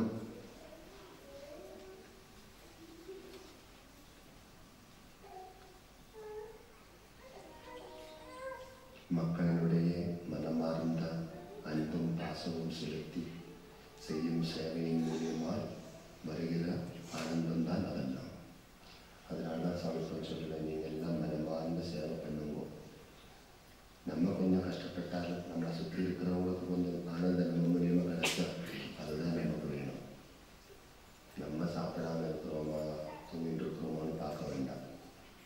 நாங்கெல்லாம் எப்போ சாப்பிடுவோம்? போயிட்டு தான் சாப்பிடுவோம். எல்லாம் நைட்டில் சாப்பிட வேண்டிய பிரசாதம் சாப்பிட்டது காலத்தால் 5 மணிக்கு. முந்தானேதிக்கு டின்னர் எடுத்தது காலத்தால் 6 மணிக்கு. புரியுதா? இனி போயிட்டு தான் சமைப்பாங்க. அப்போ நம்ம அதெல்லாம் பார்க்கக்கூடாது. இந்த வேஷத்தை போட்டுட்டோம்னா பின்ன நம்ம வேற எதுவும் பார்க்கக்கூடாது. காடாக இருந்தாலும் மேடாக இருந்தாலும் கடவுளை சேரணும். கல்லாக இருந்தாலும் முள்ளாக இருந்தாலும் கடவுளை சேரணும். அந்த ஒரு மனப்பான்மை நமக்கு இருக்க வேணும். அப்போ தான் நமக்கு இதெல்லாம் இருக்க முடியும். இல்லாட்டினா நம்மளை இதிலிருந்து மாயைகள் வந்து துரத்தும். அப்படியான மாயைகள் வந்து நம்மளை துரத்தாமல் இருக்கணும்னா மனம் கல்வி மாதிரி இருக்க வேணும். எல்லாத்தையும் ஜெயிச்சு தர்மத்தை வாழ வைக்கணும். அதுக்குத்தான் நம்ம எல்லாரும் இந்த உறவுகள் எடுத்துருக்கு. அது உண்மையாக உணர வேண்டும். அதுக்குத்தான் நமக்கு இந்த உறவெல்லாம் கிடைச்சிருக்கு. அதனால் எப்போது நீங்கள் எல்லாம் மானசீகமாக நிறைய சேவைகள் செய்யுங்கள். இந்த நாடுகளில் நிறைய நமக்கு சைவ சமய வழிபாடுகள் நடத்த வேணும். நிறைய மாநாடுகளெல்லாம் நடத்த வேணும். அப்படியெல்லாம் நடத்தியமாக காட்ட வேணும். நமக்குள்ள நல்ல ஒரு ஒற்றுமை உண்டு என்றது ஒரு காலத்தில் நம்மளை காட்ட வேண்டும். நமக்கு நல்ல ஹாப்பினஸ் இருக்குன்னு நம்ம கட்டி கொடுக்கணும். உலகத்துக்கு நம்ம சிகரெட்டை எல்லா மாதிரி இருக்கக்கூடாது. அந்த மாதிரி நிலைமைக்கு நம்மளோட வாழ்க்கை போகக்கூடாது. நம்மளோட லைஃப் போகக்கூடாது. நம்மளெல்லாம் ரொம்ப ஸ்ட்ராங்காக இருக்கிறது என்று நம்ம காட்டி கொடுக்கணும் உலகத்துக்கு. அதுக்கு நம்மளெல்லாம் ஒற்றுமையாக இருந்தால் அது நடக்கும். இந்துக்கள் மட்டும் நினைச்சால் ஒன்றும் நடக்காது. இதெல்லாம் ஒத்துழைக்கணும். அப்போதான் எல்லாம் நடக்கும். அது மாதிரி தான் நம்ம இருக்க வேண்டும். ஓம் சரவணபவ. ஓம் சரவணபவ. எல்லோருக்கும் மணிமார்ந்த வணக்கம், நமஸ்காரம். எல்லோருக்கும் கோடான கோடி நல்வாழ்த்துக்கள். நம்மளுக்கு 2 நிமிஷத்தில் இங்கே ஒரு சுப்பிரமணிய அஷ்டோத்திர சதநாமாவளி பாராயணம் பண்ணலாமா? எங்களெல்லாம் ஸ்ட்ரைட்டாக உட்காருவோம். உணர்ந்து அமருங்கள். சாமி சொல்லலை, அமர்ந்து உணர்ந்து வாழ வேண்டும். மகர்ஷிகள் எல்லாம் பார்த்துக்கலாம். எவ்வளோ காலம் காட்டுக்குள்ளே போய் அவங்க இருந்தாலும் அப்போ தான் அவங்களுக்கு எல்லாம் உலகத்தை உணர முடிந்தது. அதே மாதிரி நம்மளும் காலமெல்லாம் காட்டுக்குள்ளே போய் இருக்க முடியாது. நமக்கு கடமைகள் நிறைய இருக்குது இந்த உலகத்தில். அதனால நமக்கு காட்டுக்குள்ளே நம்ம போக முடியாது. ஒரு நாளைக்கு லீவ் எடுத்து வலிக்கிறோம்னாலே எவ்வளோ கஷ்டம். ஒரு வாரம் லீவ் எடுத்துட்டு ஊருக்கு போகணுன்னா எவ்வளோ கஷ்டப்படுறோம். அப்போது இந்த கடமைகளை எல்லாம் விட்டுட்டு எங்கேயும் ஓட முடியாது நம்மளால். அதனால கடமைகளுக்குள்ளே இருந்து கடவுளை கும்பிட்டு வாழ்ந்து கொண்டு இருக்கோம். அப்படி இருக்கிற நம்மளுக்கு எல்லோருக்கும் டெய்லி இப்படியெல்லாம் கோவிலில் வந்திருந்து சேவையெல்லாம் பண்ணுறதுக்கு வசதி இருக்காது. வேலையும் வாழ்க்கையுமே பிஸியாக இருக்கிறோம். வாரத்தில் ஒரு நாளைக்கு மாதம் ஒரு நாளைக்கு கோவில் வந்து சேவை பண்ணி கொண்டிருக்கிறோம். அவ்வளோதான் இப்போ முடியுது நமக்கு. ஆனால் வாரத்தில் ஒரு நாள் பண்ணாலும் சரி, அது நீங்கள் மானசீகமாக பண்ணினா அது போதும். அப்புறம் தான் வேணும். ஆனால் நீங்கள் மானசீகமாக பண்ணாலும் ஓகே. இப்போ நம்ம சுப்பிரமணிய அஷ்டோத்திர ஒரு முறை படிக்கலாம். ஐயா இருக்கிறீங்களா? லீஃப்லெட்டு கிடச்சிருக்கா? முருகனுடைய அஷ்டோத்திரத்தினுடைய லீஃப்லெட்டு உங்களின் கஷ்டங்களுக்கு யாருக்கும் கிடைச்சிருக்கோ யாருக்கும் கிடைக்கிற போது இருக்கு. காரணம் யாரும் உங்களுக்கு கொடுக்கவில்லை.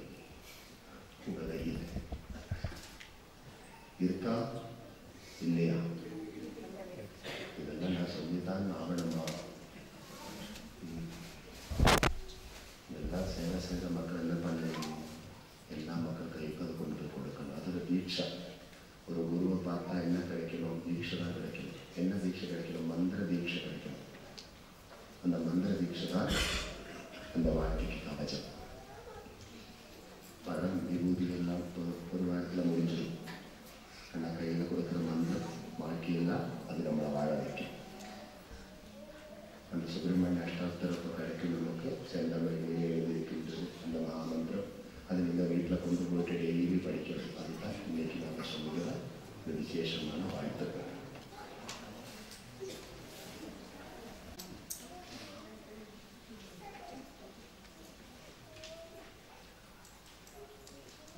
முருகனை பற்றி சொல்லுவான்னு சொல்கிறார். அப்போ ஸ்ரீகிருஷ்ண பகவான் என்ன சொல்கிறார் தெரியுமா?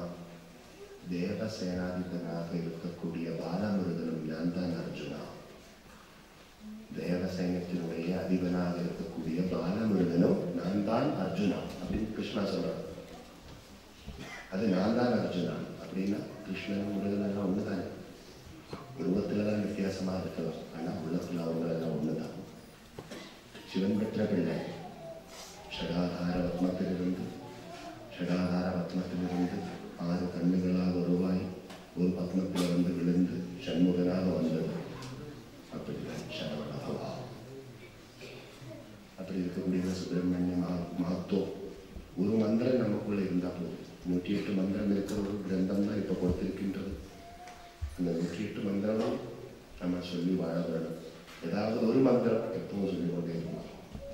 அதுக்கு ஓம் சரவணபவா ஓம் சரவணபவா என்ற மகாமந்திரம் சொல்லிக்கொண்டே இருக்கும். எப்போ டைம் கிடைக்குது அப்போ அந்த சரவணபவா மந்திரம் சொல்லியிருக்கீங்க. ஏதாச்சும் ஆசைப்பட்டு பாருங்க, அந்த ஆசை தான். ஓம் சரவணபவா நாளைக்கு ஆசைப்படாது மந்திரத்தை விட்டுருவாங்க. ஓம் சரவணபவா ஆரம்பிக்கலாமா? முதல்ல நமக்கு என்ன வேணும்? இந்த சன்னிதானத்தினுடைய பர்மிஷன் வேணும். நீங்கள் மானசீகமாக இங்கே இருக்கிற இந்த தேவதைகளை கூப்பிடுவோம். சமஸ்த தேவதைகளுக்கு நமஸ்காரம் பண்ணுவோம். அப்புறம்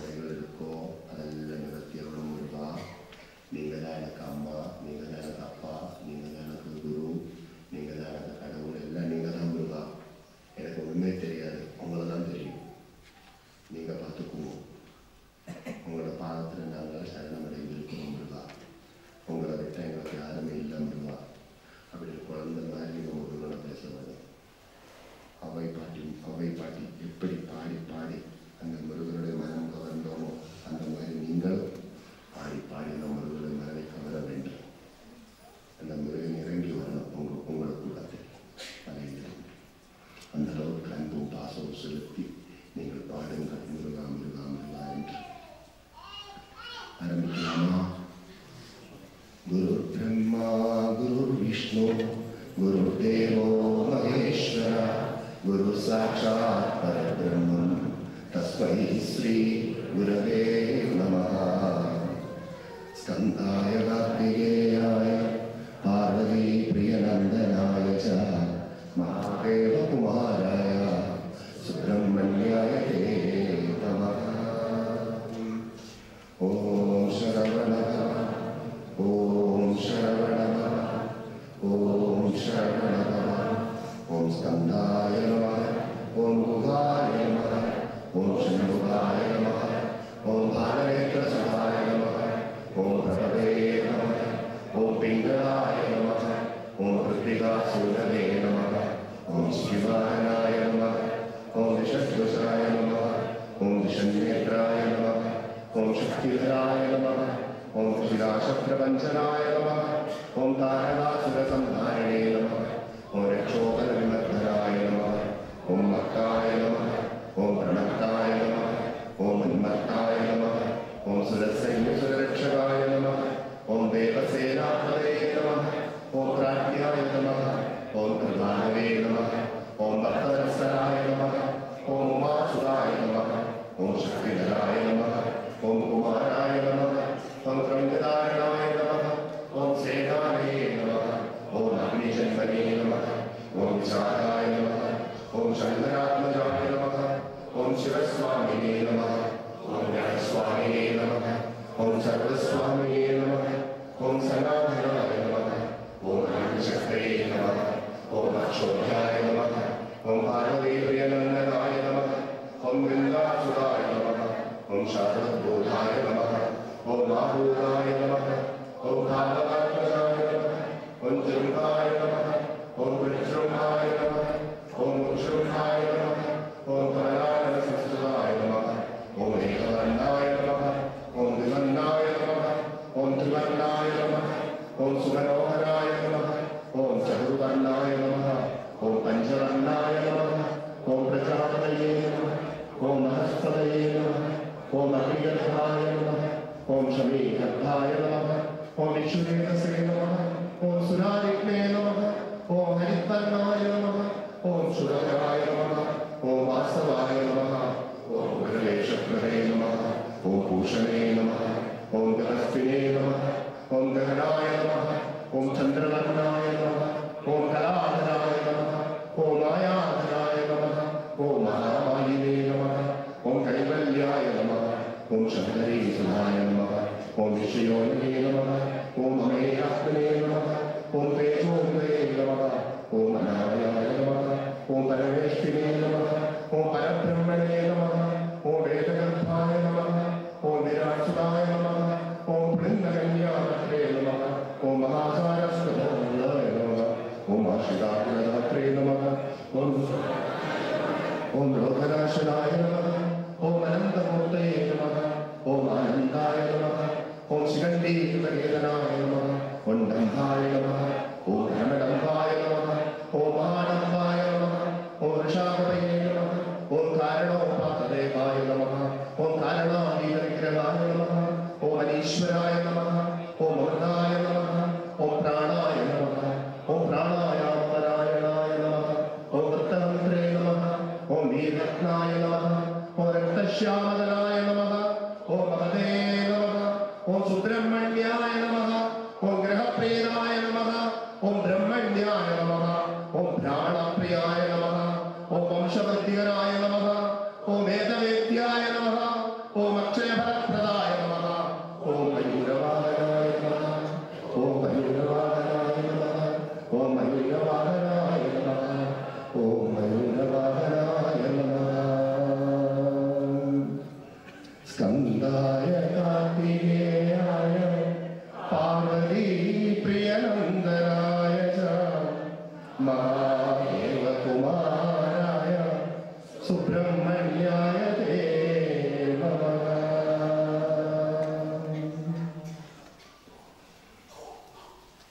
ஒரு நிமிஷம் எழுந்து நிற்கிறீங்களா? இதோட பூர்ணாகுதி பண்ணலாம்.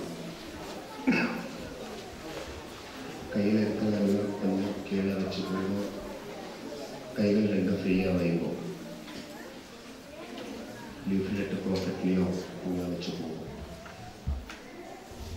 நல்லா ஆத்மார்த்தமாக நீங்கள் சர்வ அர்ப்பணம் பண்ணட்டும். சர்வ அர்ப்பணம் எல்லாம் அர்ப்பணம் பண்ணிடணும். எல்லாம் மானசீகமாக பண்ணினா தான் நல்லா அழகாக இருக்குல்ல. அப்புறம் பூவாக இருந்தாலும் நீங்கள் கண்ணை மூடிக்கிட்டு அதை நல்லா மூக்குக்கிட்ட கொண்டு வந்து நல்லா எடுத்து பாருங்கள். நல்லா சுகந்தவளுக்கு வரும். அது மாதிரி நம்ம மானசீகமாக ரொம்ப ஆழமாக பகவானை கும்பிட்டுட்டே இருந்தால் நம்மளை சுற்றி இருக்கிற விஷயங்களெல்லாம் தானாக போயிட்டு அப்புறம் நம்ம ஞாபகம் பார்க்க வேண்டிய யோகம் எல்லாம் வேண்டாம். பரிகாரங்களும் தேவையில்லை. பரிகாரம்ன்றது நம்ம மனசில் சின்ன படனாலும் அது பரிகாரம் தான். உங்களால் முடிகிறதை நீங்கள் பண்ண வேண்டும். அது எப்போவுமே பண்ணணும். பரிகாரமாக பண்ண வேண்டாம். பாவங்கள் நிவர்த்தி செய்வதற்கு நீங்கள் எவ்வளோ தர்மம் பண்ணுறீங்களோ அவ்வளோ நல்லது. அது கணக்கு பார்க்காம பண்ணுவோம். கண்ணை மூடி மனசு திறந்து பண்ணுவோம். சேவைகள் செய்யும். அதை எப்பவும் மக்களுக்கு சொல்லுவோம். நீங்கள் கண்ணை திறந்து கணக்கு பார்த்து பண்ணாதுவோம். கண்ணை மூடி மனசு திறந்து பண்ணுவோம். அப்போ தான் அது அவங்களுக்கு வெளிச்சத்தை கொடுக்கும்.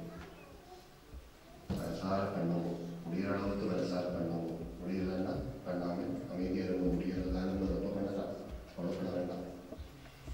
நம்ம ஆரம்ப சேவைகள் செய்ய வேண்டும். 2 கைகளும் சிறுசுக்கு மேலே கும்பிடுவோம். ஓம் நம சிவாய சாந்தாய சுத்தாய நிர்மலாய பிரசன்னாய ஸ்ரீ தட்சிணா மூர்த்தயே நமः. ஓம் ஸ்கந்தாய கார்த்திகேயாய பார்வதி பிரிய நந்தனாய ச மகாதேவ குமாராய சுப்பிரமணியாய தே நமः. ஓம் சரவணபவ சிவம் சிவகரம் சாந்தம் சிவாத்மானம் சிவோத்தமம் சிவமார்த்த பிரணயதாரம் பிரணதோஸ்மின் சதா சிவம். ஓம் நம சிவாய.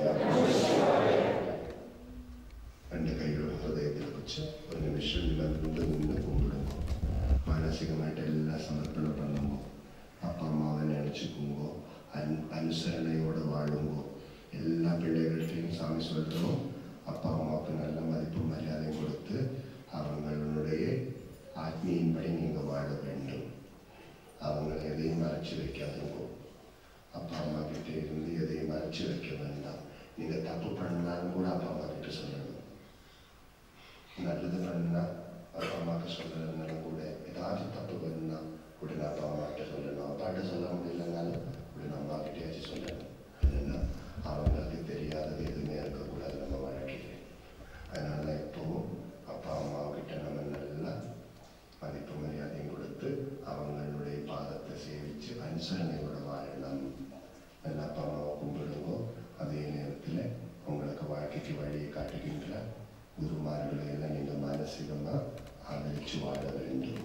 ஆதரவு கொடுக்க வேண்டும். யாராவது ஒருவர் உங்களுக்கு ஒரு நல்ல பாதையை காட்டினா நீங்கள் கட்டாயம் அவரை நீங்கள் கையெடுத்து கும்பிடணும். நீங்கள் கும்பிட கடவுளாக அதை நீங்கள் பார்க்க வேண்டும். ஆதரவு. அது மாதிரி உங்களோட வாழ்க்கையை நீங்கள் நல்லா வாழ்த்தி வாழணும். எந்த குறைபாடுகள் இருந்தாலும் சரி, எல்லாருடைய நிறைய விசேஷங்கள் நடக்க வேண்டியிருக்கின்றது. அதெல்லாம் பகவான் நல்லபடியாக நடத்தி வைப்பார். நீங்கள் அந்த பகவானோட மானசீகமாக நல்ல ஒத்துழைப்போடு இருந்தால் போதும். உங்களுக்கும் அவருக்கும் தூரம் இருக்கின்ற நினைக்க வேண்டாம். உங்களின் உள்ளத்தில் அவர் நிறைவாக இருக்கிறார் என்ற நம்பிக்கையோடு நீங்கள் வாழ வேண்டும். நீங்கள் செய்யும் சேவையெல்லாம் அவருடைய பாதத்தில் தான் கிடைக்கின்றது என்று நீங்கள் எல்லாம் உணர்ந்து வாழ வேண்டும் என்ற பிரார்த்தனையோடு எல்லாரும் மானசீகமாக பிரார்த்தனை பண்ணிட்டு அவங்களுடைய குறைபாடுகளை எல்லாத்தையும் பிரார்த்தனை பண்ணுவோம். குடும்பத்தில் என்ன குறை இருந்தாலும் அதில் நீங்கள் சொல்லிடுவோம். எல்லா குறைகளையும் நிவர்த்தியாக்கி கொடுக்கணும் சுவாமி பகவானி முருகா என்று பிரார்த்தனை செய்யுங்கள். அதே நேரத்தில் உங்கள் வேலைகள் எல்லாம் நல்லா இருக்கணும், வெற்றி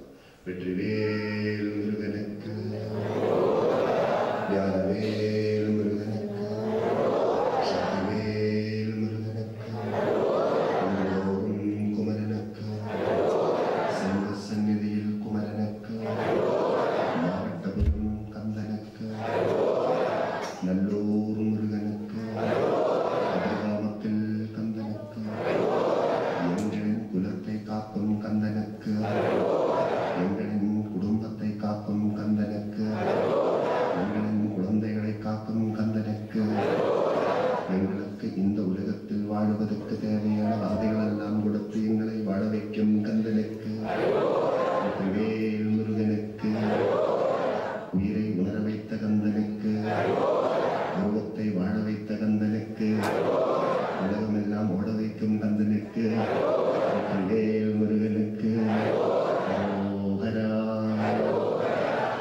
அமருங்கள். எப்படி இருக்கு நம்ம பிரார்த்தனை? நல்லா இருக்கா? கடவுள்கிட்ட எப்போ அப்படின்னா நான் சொல்லுவேன், எங்களுக்கு சின்ன குழந்தை மாதிரி பகவானோட மனசு வச்சுக்கணும். ரொம்ப ஃப்ரெண்ட்லியாக இருக்கணும். ரொம்ப ரொம்ப சுதாமா கிருஷ்ணா மாதிரி நல்ல தோழர்களாக இருக்கணும் பகவானுக்கு. நீங்கள் அவ்வளோ ஆழமாக கடவுளை இறுக்கி பிடிச்சிக்கணும். எல்லாத்தையும் ஒப்படைச்சிடணும். மனசார சொல்லணும், இல்லைன்னா வாயால் சொல்லணும், இல்லைன்னா எழுதி கொடுக்கணும். ஏதோ ஒன்று பண்ணிகிட்டே இருக்கணும். ஏதோ உங்களுக்கு மனசால சொல்ல முடியாது, வாயாலையும் சொல்ல முடியாது. நான் சொல்லுவேன், ஒரு ஒயிட் பேப்பர் எடுத்துட்டு எல்லாம் எழுதுங்க, இப்படி சுருக்கிட்டு அங்கே வச்சுடுவோம், ஆன்சர் வரும், லெட்டர் போடுவோம். அப்போ கரெக்டாக பகவான் அதுக்கு பதில் கொடுப்பார். இதெல்லாம் நடக்கிற விஷயம். நீங்கள் உங்களோட மனக்குறைகள் எல்லாம் ஒரு ஒயிட் பேப்பர் எடுத்து நல்லா பிரார்த்தனை பண்ணிட்டு மனசால் எழுதணும். தேவையால் எழுதுறது கூட மனசால் எழுதணும். எழுதிட்டு நீங்கள் அதெல்லாம் இப்படி சுருட்டி பகவான் பாதத்தை நீங்கள் கும்பிட சாமியாரையிலேயே பாதத்தில் வச்சு ஒரு 21 days கும்பிட்டு பாருங்கள். அதுக்குள்ள ஒரு ஆன்சர் வரும். இந்த லட்சுமி மக்களுக்கு நடக்கிறது நம்ம உங்களுக்கு அந்த அருள் கொடுத்துருக்கு. ஓம் சரவணபவா, ஓம் சரவணபவா, ஓம் சரவணபவா. வேறு என்ன விசேஷம்? முக்கியமாக இருக்குங்களா? ரொம்ப ஒரு வருஷத்துக்கு மேலே ஆயிடுச்சு சாதனங்களெல்லாம் பார்த்துட்டு. இப்போ திரும்பி இங்கே வந்திருக்கு. நல்லா தெய்வீகமாக இருக்கிறீங்க. நிறைய பக்தி வச்சிருக்கிறீங்க உங்களுக்குள்ளெல்லாம். அந்த பக்தியின் மூலியமாக தான் உங்களை எல்லாம் வரவழைக்கலாம். உங்களுக்கு உங்களோட மனமார்ந்த அன்பும் பாசமும் பக்தியும் தான் இந்த வைபவங்கள் இங்கே நடந்ததுக்கு முதல் ஆதாரம். அப்புறம்தான் மற்ற வசதிகள் எல்லாம். அந்த அன்பும் பாசமும் பக்தியும் நிறைவாக இருக்கணும். எல்லாம் அது எப்பவுமே இருக்க வேணும். அது இன்னும் இருந்துகிட்டே இருக்கணும். அனுமான் மாதிரி அதுதான் நம்ம வாழ்க்கைக்கு நல்ல ஸ்ட்ரென்த்து கொடுக்கும். ஓம் சரவணபவா. ஓம் சரவணபவா. நேரம் தாமம் ஆய்வுடைய என்னுடைய சில சுவாமியோட அற்புதங்களை சொல்லலாம்னு நினைக்கின்றேன். சுவாமி அவர்கள் தச்சனை இன்று கூட எங்களுக்கு ஒரு பல அற்புதத்தை காட்டி சென்றிருந்தார். அவர் எனது மனைவியார் கீழே வந்து சுவாமி மேலே ஒரு பூஜை செய்து கொண்டிருந்தார். கீழே தான் நிறைய பேர் பார்த்து கொண்டார். மற்றவர்களுக்கு உணவு சமைக்க அங்கே கொண்டிருக்கிறார். அந்த உறவுகளை எடுத்து வைத்து செய்து கொண்டார். மேலே பூஜை நடந்து கொண்டிருந்தது. அப்போது அவருக்கு கீழே இருந்தோடு பூஜைக்கு வர வெளியில் ஒரு மனக்கவலையாக இருந்தது. கீழே இருந்து கலசம் வைத்திருந்தவங்கள வீட்டில் அந்த கலசத்தை பற்றி அவர் மேலே அவங்க பூஜை நடக்கும் பொழுது கீழே அவர் பூவை போட்டு அந்த கலசத்தை அர்ச்சனை செய்து கொண்டிருந்தார். சுவாமி மேலே தான் இருந்தவர். ஆனால் அவருக்கு எப்படி தெரியுமோ தெரியவில்லை. கீழே வந்து அவர்கள் கும்பத்தை சுற்றி வந்து அவர்கள் கண்ணால் போய் பார்த்து அவர் திருப்தியாக கேட்டுவிட்டு சென்றார். அதுதான் சொல்லுகின்றேன். ஏனென்றால் நீங்கள் இங்கே தரிசனம் எடுக்கும் பொழுது நீங்கள் மனதார உங்களுக்கு என்ன பிரச்சனையோ அதை மட்டும் நீங்கள் மனதில் நினைத்துக் கொண்டு வந்தாலே போதும். சுவாமி எனக்கு அது பிரச்சனை, இது எல்லோருக்கும் தான் பிரச்சனை, யாருக்கு பிரச்சனை இல்லாத வாழ்க்கையில் இருக்கிறது. குழந்தையாக இருக்கும் பொழுது இருந்தோம். ஆனால் வளர்ந்ததுக்கு எவ்வளவோ பிரச்சனை. ஓம் சரவணபவா, ஓம் சரவணபவா. உண்மையில் கதைப்பதாக இருந்தால் நீண்ட நேரம் கதைக்க வேண்டும். ஆனால் நீங்கள் சுவாமியுடைய தரிசனத்துக்காக காத்துக் கொண்டிருக்கின்றீர்கள். ஒரு சில நிமிடங்களில் நான் சில வார்த்தைகளை உங்களுடன் பகிர விரும்புகின்றேன். காரணம், என்று நாங்கள் பிரான்சிலே சுவாமியை சந்தித்தோமோ அங்கு தொட்டு இன்று வரை எங்கள் குருநாதன் பாதம் பணிந்து எங்கள் தொண்டுகளை செய்து வருகின்றோம். என்று அங்கு விஸ்வசாந்த நிலையம் விஸ்வநாத சேத்திரம் என்ற ஒரு அமைப்பு உருவாக்கி அதன் கீழே சுவாமியினுடைய பணிகளை செய்து கொண்டு வருகின்றோம். ஒரு சில அற்புதங்களை பற்றி சொல்வது அற்புதம் என்று சொல்ல முடியாது. இந்த முறை கந்த சஷ்டி பெருவிழா 7 நாட்களும் நாங்கள் செய்த தவப்பெற எங்கள் பிரான்ஸ் மொழியை நடாத்தக்கூடிய ஒரு சந்தர்ப்பத்தை எங்கள் குருநாதர்களுக்கு தப்பிருந்தார். மிகவும் குறுகிய காலம் எப்படி செய்வது, எங்கே செய்வது என்று நாங்கள் மிகவும் எங்கள் குருவை வேண்டி வேண்டி தினம் பாடி பாடி கண்ணீரால் அவரை தொழுதிருந்த வேளையிலே அவர் சொல்லிவிட்டார், 7 நாட்களும் ஒரு மண்டபம் வேண்டும் என்று. உங்களுக்கு தெரியும் பிரான்ஸை பற்றி. ஒரு 7 நாட்களும் ஒரே மண்டபம் எடுப்பது மிகவும் கஷ்டமான காரியம். ஏதாவது சன்னியாசிகள் திருமணங்கள் நடக்கும், அப்படி ஏதாவது ஒரு நிகழ்வு நடக்கும். அவருடைய அருளினாலே உண்மையில் 7 நாட்களும் ஒரே மண்டபம் கிடைக்கப்பெற்று அந்த கந்த சஷ்டி பெருவிழாவை அங்கே நடத்தினோம். அதில் ஒரு சில பற்றி நான் கூறுகின்றேன். இங்கு நான் கட்டியிருக்கும் இந்த கந்த சஷ்டி காப்பை நீங்கள் பார்க்கிறீர்கள். இது லண்டனில் இருந்து அங்கு சுவாமியை வரவழைத்து வந்தவர்களால் கொண்டு வரப்பட்டுள்ளது. அது கொஞ்சம் காணாமல் இருக்கின்றதை நாங்களும் அங்கு கடையில் வாங்கி அவற்றை அந்த வேலியை வைத்து 7 நாட்கள் பூசை செய்தோம். ஆனால் நாங்கள் நினைத்த அளவு மக்கள் ஒரு அளவாக வருவார்கள் என்ற ஒரு எண்ணத்தை மனதில் வைத்திருந்தோம். ஆனால் எம்பெருமான் என் குருநாதரே அவருடைய அந்த கருணை எல்லா உள்ளங்களுக்கும் தெரிந்து உண்மையில் மக்கள் திரளாக வரவழைக்கப்பட்டார்கள். அப்பொழுது சுவாமி அந்த நூல் காணாதவர்களுக்கு தெரியும். ஆனால் சுவாமி சிறு குழந்தைகள் தொடக்கம் வரிசையில் யார் யார் போனார்களோ எல்லோருக்கும் கட்டிக்கொண்டே இருக்கின்றான். இடையிலே எல்லோரும் பாவியாடி சொன்னார்கள், இந்த நூல் காணாமல் போக போகின்றது, உங்களை காணாத என்ன செய்வதில்லை. இரவு 11 மணிக்கு மேலாக எங்கே செல்வது, என்ன செய்வது, எதுவுமே புரியவில்லை. அப்பொழுது எங்களுடைய இருந்தவர்கள் ஒரு அடியாரர்களும் சென்று சுவாமியை 2ஆக வெட்டி விடுவோம் கேட்டபொழுது சுவாமி கையால் சொன்னால் கவலைப்பட வேண்டாம் என்று. நம்ப மாட்டீர்கள், தொடர்ந்து மக்கள் போய்கொண்டே இருக்கின்றார்கள். எங்கிருந்து நூல் இருக்கின்றது என்றே தெரியவில்லை. அவர் கட்டுகிறார் கட்டிக்கொண்டே இருக்கின்றார். நூல் எவ்வளவுக்கு இருந்தோ அதே அளவு தொடர்ந்து இருந்து கொண்டிருக்கிறது. அப்படியே அவ்வளவு பேருக்கு அந்த நூலை கட்டி முடித்து திரும்ப அடுத்த நாள் வருகின்றவர்களுக்கு நாங்கள் கொடுக்க வேண்டும் என்று சொல்லி அதை எங்கள் பயிர்களுக்கு அனுப்புவர்களுக்கும் கொடுக்கணும் என்று சொல்லிட்டால், லண்டனில் இருந்து வருகின்றவர்கள் கொடுக்கணும் என்று சொன்னால் லண்டனுக்கு அனுப்பி வைக்கணும்னு சொல்கிறார். உண்மை எப்படி சொல்றது தெரியாமல் எப்படி எங்கிருந்து வருகின்றது. ஏனெனில் எங்கள் கண்களால் நாங்கள்தான் அந்த நூல்களை வேலையை வைத்து அங்கு ஒரு குருக்கள் மூலம் நாங்கள் பூசை செய்து அதை அவருக்கு பக்கத்தில் வைத்தது நாங்கள் எங்கேயுமே எதுவுமே இருக்கவில்லை. அது அப்படியே இருந்து கொண்டிருக்கின்றது, வந்து கொண்டிருக்கிறது. இப்போ அடியார்கள் பிரான்சிலிருந்து வந்திருக்கின்றார்கள், எல்லோரும் கண்ட காட்சி. இன்னும் ஒன்றை சொல்லுகின்றேன். காலை 6:30 மணி சுவாமி ஜெர்மனியிலிருந்து வெள்ளிக்கிழமை புறப்படுகின்றார். எனக்கு அங்கே இருந்து தொலைபேசி அங்கே இருக்கின்றார். அவர் பொறுப்பாக இருக்கின்றார். அவர் தான் இருக்கின்றார். விநாயகர் வேல் ஆயத்தமாக இருக்கின்றார். எனக்கு திடீரென நெஞ்செல்லாம் எனக்கு என்ன நடக்குது என்றே தெரியவில்லை. ஏனெனில் வேல் இல்லை. நான் நினைத்தேன் லண்டனில் இருந்து அவர்கள் வேலை கொண்டு வருவார்கள், அதுக்குரிய பொருட்கள் தரும் என்ற எண்ணத்தில் இருந்து விட்டேன். ஆனால் இல்லை. எனக்கு இந்த உண்மையில் சொல்ல முடியாமல் தவித்துக் கொண்டிருக்கிற வேலையை பல கோயில் எடுத்து தொலைபேசி எடுத்தேன். சிறு கோயில் போட்டு அவர்கள் சொன்னால் ஒரு வேல் தான் இருக்கின்றது, எங்களுக்கு கந்த சஷ்டி நடக்கிறது, என்ன செய்வதென்றும் செய்ய முடியவில்லை. அப்பொழுது நாங்கள் தலைவராக சத்தியசாதனை பேர் எப்படியாவது ஒரு வேலை எங்களுக்கு வேண்டும், அதை உடனடியாக செய்ய முடியும் என்றால் அதை முயற்சி எடுக்கணும். அவர் ஒன்றத்தில் செல்ல முயற்சி. அவர் சொன்ன உடனடியாக நாங்கள் தட்டி எடுக்கிறது கஷ்டம், வேணுமானால் உங்களுக்கு இந்த அலுமினியத்தினால் அப்படியே அழிதாக எனக்கு மனம் தவிக்கிறது. அவ்வளவு பிரமாண்டமாக செய்ய வேண்டிய ஒரு விஷயத்தை இப்படி விட்டு விட்டதே, என்ன செய்வது சுவாமி சுவாமி சுவாமி சுவாமி சுவாமி. அப்பொழுது ஒரு இடத்திலிருந்து தொலைபேசி வருகின்றது, உங்களுக்கு உங்கள் அளவு வேல் வேணுமா இல்லை ஒரு இடத்தில் வேல் வேணுமா என்று கோயில் வந்து அழைக்கிறார்கள். எனக்கு அதிசயமாக என்ன ஒரு இடம் இல்லை என்று சொல்லுங்கள், இப்படி சொல்கிறார்கள் என்று. நான் ஏதாவது ஒன்று எடுக்கிறேன் என்று சொல்லி கொண்டிருக்கும் பொழுது எனது மனைவியார் இங்கே இருக்கின்ற பொருள் நான் போயிருந்தோம். ராஜாப்பள்ளியின் கடையில் ஸ்ரீலங்காவிலிருந்து வந்த வில்வவிலை போன்றவற்றை வாங்குவதற்காக பல இடங்களுக்கு சென்ற பொழுது அங்கு எல்லா கடைகளும் வேல் இருக்குதா வேல் இருக்குதா என்று கேட்டாலும் விடுவமே இல்லை. இல்லை என்று சொன்ன வார்த்தைக்கு பிறகு திரும்ப சுவாமி ஒரு செம்பை கொண்டு வந்து அதில் நவதானியங்களை இட்டு மண்ணை இட்டு நெல்லை இட்டு எங்களுக்கு சிறிய வேல் ஏற்கனவே தந்த வேல் இருந்தது, அதை வச்சு செய்யலாம் என்று சொல்லி ஒரு கஷ்டப்பட்ட மனிதனுக்கு ஒரு மருந்து செய்வதற்காக எனக்கு உதவியாக அவருடன் சொன்னேன். செம்பு ஒன்று வாங்கி கொண்டு வாருங்கள். அவர் சென்று அந்த கடையிலே கேட்ட பொழுது அவருடைய தமிழகம் எனக்கு வேலையிலே சூழாயிரம் தான் இருந்தது. ஆனால் இவர் போய் செம்பு கேட்கும் பொழுது அந்த கடையினுடைய மெட்டது இருக்கிறார், எனக்கு அவங்களுக்கு வேர் வேண்டாம். இவர் வேலை கேட்கவே இல்லை. செம்பை கேட்டதில் அவர்கள் கேட்கிறார்கள் வேல் வேணுமான். இவர் திகைத்து போயிருக்கிறார். என்ன ஒரு கடையிலும் வேலையில் இல்லை, ஆழம் போய் பார்த்தது வேலையில் சொல்கிறார். இவர் கேட்கிறார், என்ன பகுதி விடுறார். அப்போ எனக்கு தொலைபேசி சொன்னார்கள், இப்படி கேட்கிறார்கள், என்ன செய்வது? அதில் கேட்கிறார், தந்தால் வாங்குகிறார். நம்ப மாட்டீர்கள், இவ்வளவு ஒரு பெரிய வேல் அந்த கடையில் இருந்து கிடைத்து அந்த 7 நாட்கள் அந்த வேளாளருக்கு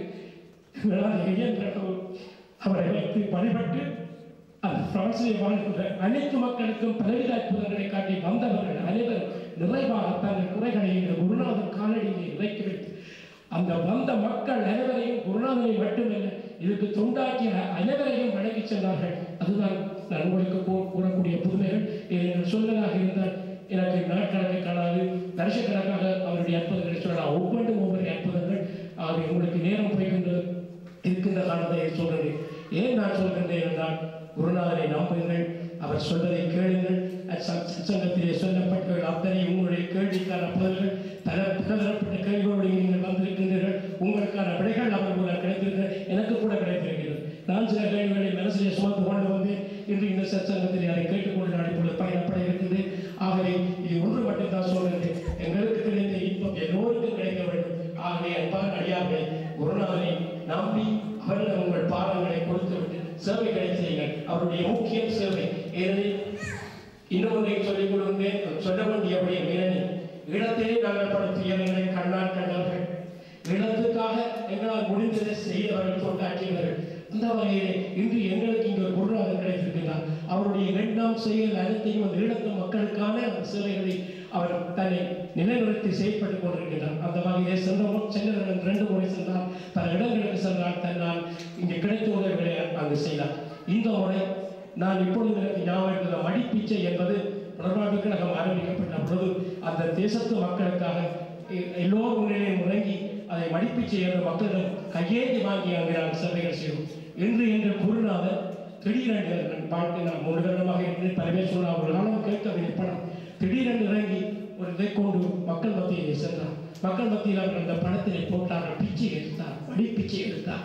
எடுத்து போட்டு அவருடைய பாவத்திலே சொன்னார், இந்த பணத்தை நீங்கள் உடனடியாக இள தேசத்துக்கு அனுப்பி அந்த கண்பார்வையற்ற குழந்தைகளுக்கான உதவிகளை செய்யுங்கள் என்று சொன்னார்.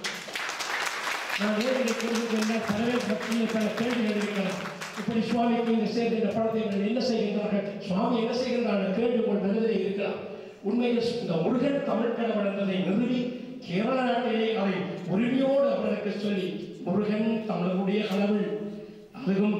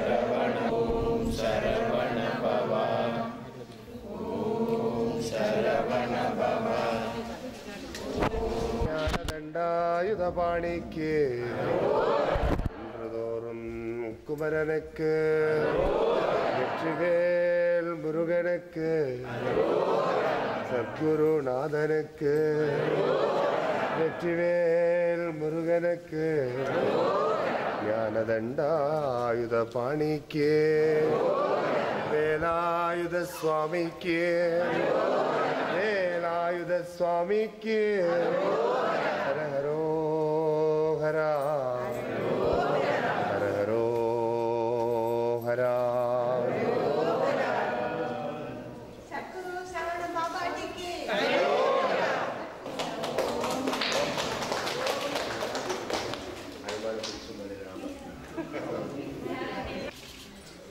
சரவணம்.